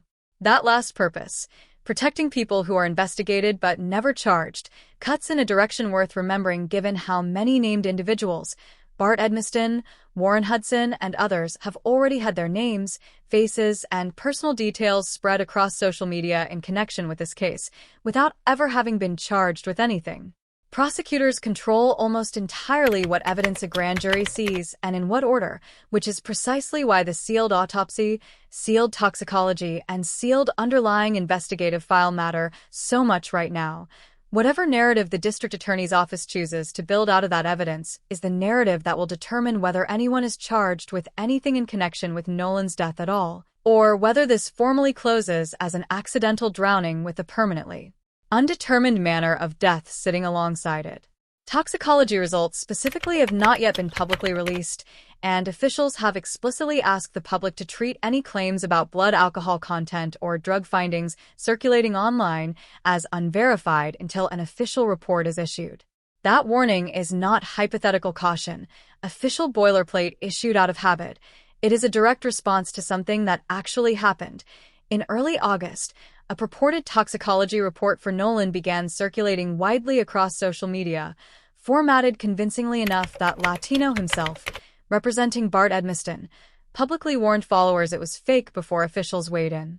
Mississippi Department of Public Safety Commissioner Sean Tindall then confirmed directly that the circulating document was fraudulent, attributing its creation to a combination of deliberate fraudsters and artificial intelligence tools capable of generating convincing fake official documents. If you have seen a toxicology report for Nolan Wells online, it is fake, full stop, regardless of how official it looks, regardless of what letterhead or seal has been pasted onto it, and its existence should tell you something sobering about how this specific case, more than most, has become a target for people manufacturing evidence rather than simply misreading real evidence. Media analysts who have studied why this particular case broke through so much more forcefully than comparable ones have generally pointed to the same combination of factors working together at once: a genuinely sympathetic, well-documented young victim, a level of organized advocacy and celebrity involvement most missing person cases never receive. And layered underneath both of those, the same racial, economic, and geographic dynamics that shape which deaths in America become national stories and which quietly do not. None of those factors tell you anything about how Nolan actually died. They tell you why so many people who never knew him are still watching this update at all. Commentators Don Lemon and Ahmed Baba, discussing this case directly, have specifically criticized what they characterized as slow, uneven early coverage from several major outlets compared to how quickly similar-scale attention typically arrives for missing white victims, and pointed to the detail we already covered, that it was Christine Wansley herself, using a consumer phone locator app, who tracked down her own son's phone rather than investigators doing it in the first critical hours, as evidence of a broader pattern they believe still needs correcting, in newsrooms and in law enforcement alike. That has not stopped speculation about whether alcohol was involved from spreading anyway, and it has not stopped legal analysts from noting, correctly, that even a documented high blood alcohol content would not, by itself, resolve the accident versus foul play question. Since impairment can just as easily be argued to support an accidental drowning theory as it can be argued to support a theory that Nolan was too impaired to defend himself if something violent did happen. On the civil side, running in parallel to all of this, attorneys have begun positioning for potential litigation independent of whatever the grand jury ultimately does. Reporting has already identified formal letters sent on the family's behalf directing recipients to preserve all evidence in their possession, the standard, necessary first step before any civil complaint is actually filed, sent specifically so that nothing relevant can later be lost, deleted, or discarded once litigation becomes foreseeable. Civil cases carry a lower burden of proof than criminal ones, preponderance of the evidence rather than proof beyond a reasonable doubt, meaning a plaintiff only has to show it is more likely than not that a defendant's negligence caused a death, not that it happened beyond any reasonable doubt. That difference means it is entirely possible, and has happened in other high-profile cases with strikingly similar evidentiary gaps, for a civil suit to proceed, or even succeed, in a case where no one is ever criminally charged at all. Under Mississippi law, a standard wrongful death claim generally has to be filed within 3 years of the date of death, a window that shortens considerably, to just 1 year, if the claim is framed around an intentional act rather than negligence, a distinction that could end up mattering a great deal depending on which direction the evidence in Nolan's case ultimately points, and depending on whether any eventual civil filing characterizes what happened as negligence, or as something intentional. That track is worth watching independently of the grand jury news, because it may end up being the only forum where some of the disputed facts in this case, the 6-hour gap, the full content of that CTO audio under proper forensic authentication, the full toxicology report, are ever tested under oath, in a deposition room, regardless of what the criminal side ultimately decides to do. It is worth stepping back for a moment from the audio and the autopsies and the arrests and asking honestly why a case like this one pulls in the volume of amateur investigation, competing theories, and yes, unhinged threats that it has. Researchers who study true crime engagement describe what happens to a lot of people watching a case like this one as a parasocial relationship, a one-sided emotional bond where a viewer invests real time, real interest, and real feeling into people, a victim, a witness, an investigator, who have no idea that viewer exists at all. This particular flavor of public engagement has an actual founding moment, and it traces back to almost exactly the same case we already discussed in connection with the Ramsey family's fight over their own sealed evidence. The Forum Web Sleuths was founded in 1999, directly in the aftermath of the unsolved killing of 6-year-old JonBenet Ramsey, as one of the first dedicated online spaces where ordinary people gathered to trade theories, dissect evidence, and argue about a live criminal case in real time, long before Facebook groups, subreddits, or TikTok commentary existed to do the same thing at far greater scale and speed. Under longtime owner Tricia Griffith, who took over the site in 2004, Web Sleuths built actual house rules meant to keep that kind of collective amateur investigation from tipping into harassment, no unsubstantiated rumors stated as fact, victim-respectful language required, verified professionals brought into weigh in on threads. A quarter of a century later, Nolan Wells' case is being picked apart in exactly the same spirit, just spread across TikTok comment sections and Instagram grids instead of a single moderated forum, almost entirely without those same guardrails, which is a meaningful part of why the volume of confident, unverified claims flying around this case has been so much larger and so much less governed than anything the original web sleuths community that grew out of the Ramsey case was ever built to contain. A study published this year in the British Journal of Psychology examining the psychology behind true crime fascination found that armchair sleuths are typically driven by a real mix of motives, a genuine desire to uncover the truth, a distrust of official authority, the social pull of joining a community built around a shared mystery, and the simple intellectual thrill of piecing together a puzzle in public, alongside strangers, in real time. None of that is inherently unhealthy, and it has, in a documented number of real cases over the years, actually contributed to breaks in long cold investigations that professional law enforcement had stalled out on. But the same research is clear that the fixation and constant availability of platforms built for exactly this kind of engagement can deepen into something more compulsive, and that when it does, the two most common downstream harms are misdirected victim blaming and harassment aimed at people who are, more often than not, innocent bystanders swept into someone else's theory of the crime. That describes almost exactly what has happened around Nolan Wells' case. Real, well-intentioned public pressure that has genuinely moved this investigation, sitting right alongside 3 separate federal cases born from that same energy curdling into threats against a judge, a sheriff's office, a chancery clerk, and named witnesses. The tool that keeps investigators honest, and the tool that generates a bomb threat, in this case, have turned out to be exactly the same tool, pointed in 2 different directions by 2 different people. It is worth spending a moment on how a Mississippi towing service distress call, released to the public with essentially no fanfare, became a nationally litigated audio fight inside for weeks because the mechanics of that spread are not incidental to the story, they are part of it. And DMR released the original recording through a local television outlet, WLOX, which posted it to YouTube as part of routine local coverage. Brantley's enhancement, once she posted it, was picked up and reclipped across TikTok, Instagram, and X within days, each platform's own algorithm rewarding the shortest, most dramatic possible excerpt. Damn it, BART. Nolan's really dead now, traveling much further, much faster, and stripped of much more context than the full 9 hours of technical process Brantley says she actually put into isolating it. The hashtag Justice for Nolan Wells, alongside the simpler hashtag Nolan Wells tag, has driven a sustained wave of engagement across TikTok specifically, functioning less like a single viral moment and more like an ongoing, self-sustaining content category that new creators keep entering months after the original news cycle would normally have moved on. National outlets, from TMZ to NBC News to CNN, were then covering the enhanced audio and the backlash to it within roughly 72 hours of it first circulating.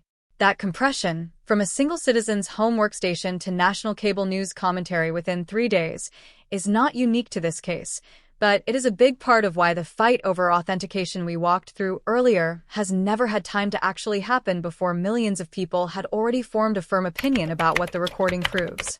The forensic process that should determine whether this audio is admissible evidence takes weeks or months, done properly. The viral spread that determined what most people now believe about it took about 72 hours. Here is what we are actually watching for next, concretely rather than speculating about. The state autopsy remains sealed pending grand jury presentation, with no announced date for that presentation as of tonight. Toxicology results have not been released, and officials have asked the public to treat any claims about them as unverified until an official report is issued. A warning that matters more here than in most cases given that a fabricated version has already fooled a meaningful share of the public once.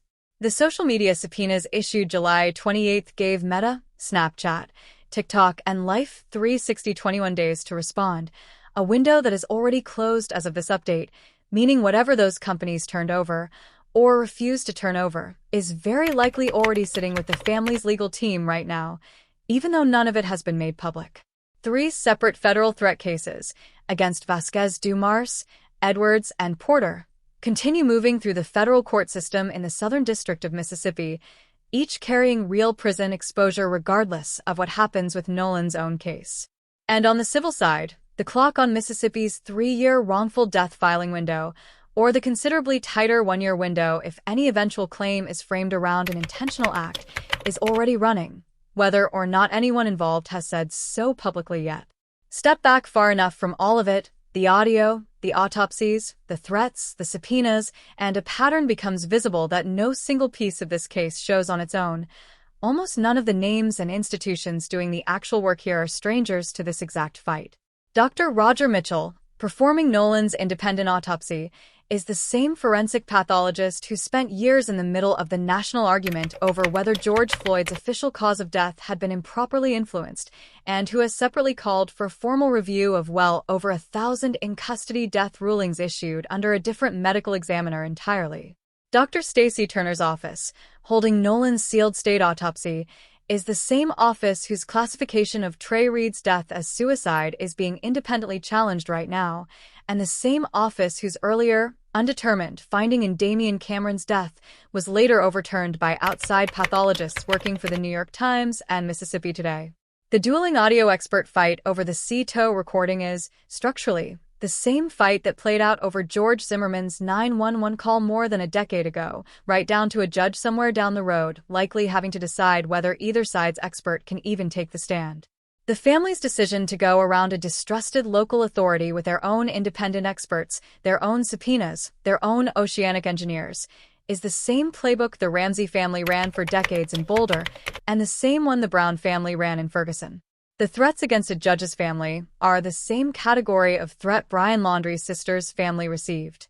None of this is coincidence, and none of it is proof of anything about how Nolan actually died. It is simply what happens when a case becomes large enough, contested enough, and racially charged enough that it starts pulling in the same small set of experts, the same handful of legal mechanisms, and the same predictable human reactions that every other case of this size in recent American history has pulled in before it. Nolan Wells is not like any other case. But the machinery now working through his case, the forensic pathologists, the sealed offices, the audio labs that have not yet been consulted, the threats, the GoFundMe, the NAACP resolution, is almost entirely borrowed from cases that came before him, run by people and institutions who have done this exact dance, in one form or another, many times already. It is worth naming, directly, that this update has genuinely tried to hold two competing narratives side by side rather than pick one and build the whole hour around it, because both camps include serious, credentialed people, not just online noise on one side, and sober officials on the other. The accident camp includes Sheriff Ledbetter's own preliminary read, a former FBI agent's independent review of the physical evidence, a Cajun Navy leader's first-hand knowledge of exactly how dangerous that stretch of water actually is, and a forensic pathologist's finding of no fractures anywhere on Nolan's body.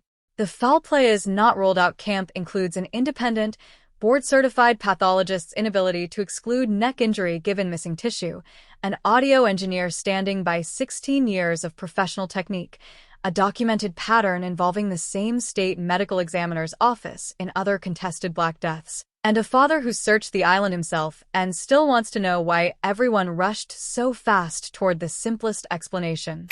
Neither camp is lying to you. Neither camp has definitively won. That is genuinely, uncomfortably, where this stands, and it is going to keep standing there until either a formally authenticated version of that audio, a released toxicology report, or an actual grand jury outcome moves it one way or the other. It is worth being honest, too, about the specific, narrow role a program like this one actually plays inside a story this large. We are not investigators. We do not have subpoena power. We cannot compel a state medical examiner's office to unseal a file, and we cannot force a forensic audio lab to run electrical network frequency analysis on a recording nobody has formally submitted for testing. What we can do, and what we have tried to do across this entire update, is slow the story down, separate the 3 different audio versions instead of treating them as one, name the real credentials and real limitations of the people speaking on every side, correct our own earlier framing where the record has actually moved, and resist the temptation to hand you a tidy ending this case has not earned yet. That is a smaller job than solving Nolan Wells' death. It is also, we would argue, a more honest one, and it is the only version of this story we are willing to put our name on. Given how much ground we have just covered, it is worth laying out, plainly and all in one place, exactly what is confirmed versus what remains alleged in this case as of tonight, because those two categories have gotten badly blurred together across weeks of coverage. Confirmed: Nolan Wells is dead, recovered from the water off Horn Island on July 6th, 2 days after last being seen alive. Confirmed: the state autopsy is complete and sealed pending grand jury presentation. Confirmed: the family's independent autopsy classified both cause and manner of death as undetermined, specifically because portions of Nolan's neck structures were unavailable for that second examination. Confirmed: an audio engineer enhanced a publicly released dispatch recording and has stood by her technical process under sustained public pressure. Confirmed: 3 separate people have been federally charged with threatening violence in connection with this case against a judge, a sheriff's office, and named witnesses, and none of the 3 has been charged with anything related to Nolan's death itself. Confirmed: CTO and MDMR have given conflicting accounts of whether the boat was actually towed that afternoon. Confirmed: at least one widely circulated video showing someone allegedly demanding a phone back has been disputed by the person whose voice is actually on it. Confirmed: a toxicology report circulating online is fabricated. Confirmed: CTO and MDMR's own dispatch records already conflicted before any enhancement ever entered the picture. Confirmed: 3 separate federal cases have been built entirely around threats, not around Nolan's death. Confirmed: the NAACP's national president and Nolan's own hometown state senator have publicly, directly contradicted each other about whether the local investigation deserves public trust. Confirmed: a viral video once cited by the family's own attorney as showing Nolan demanding his phone back has been disputed by the man whose voice is actually on it.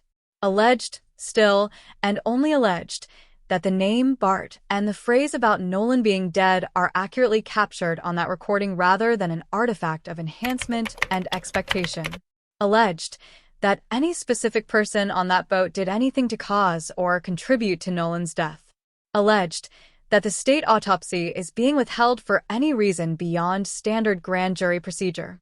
Alleged that Nolan's own social media content was deliberately deleted rather than lost through routine platform behavior. Alleged that race played a determinative role in how quickly or how thoroughly this case has been investigated, a claim the family and their advocates believe, and a state history that gives that belief real weight, but which remains, as of tonight, an allegation rather than a proven fact about this specific case.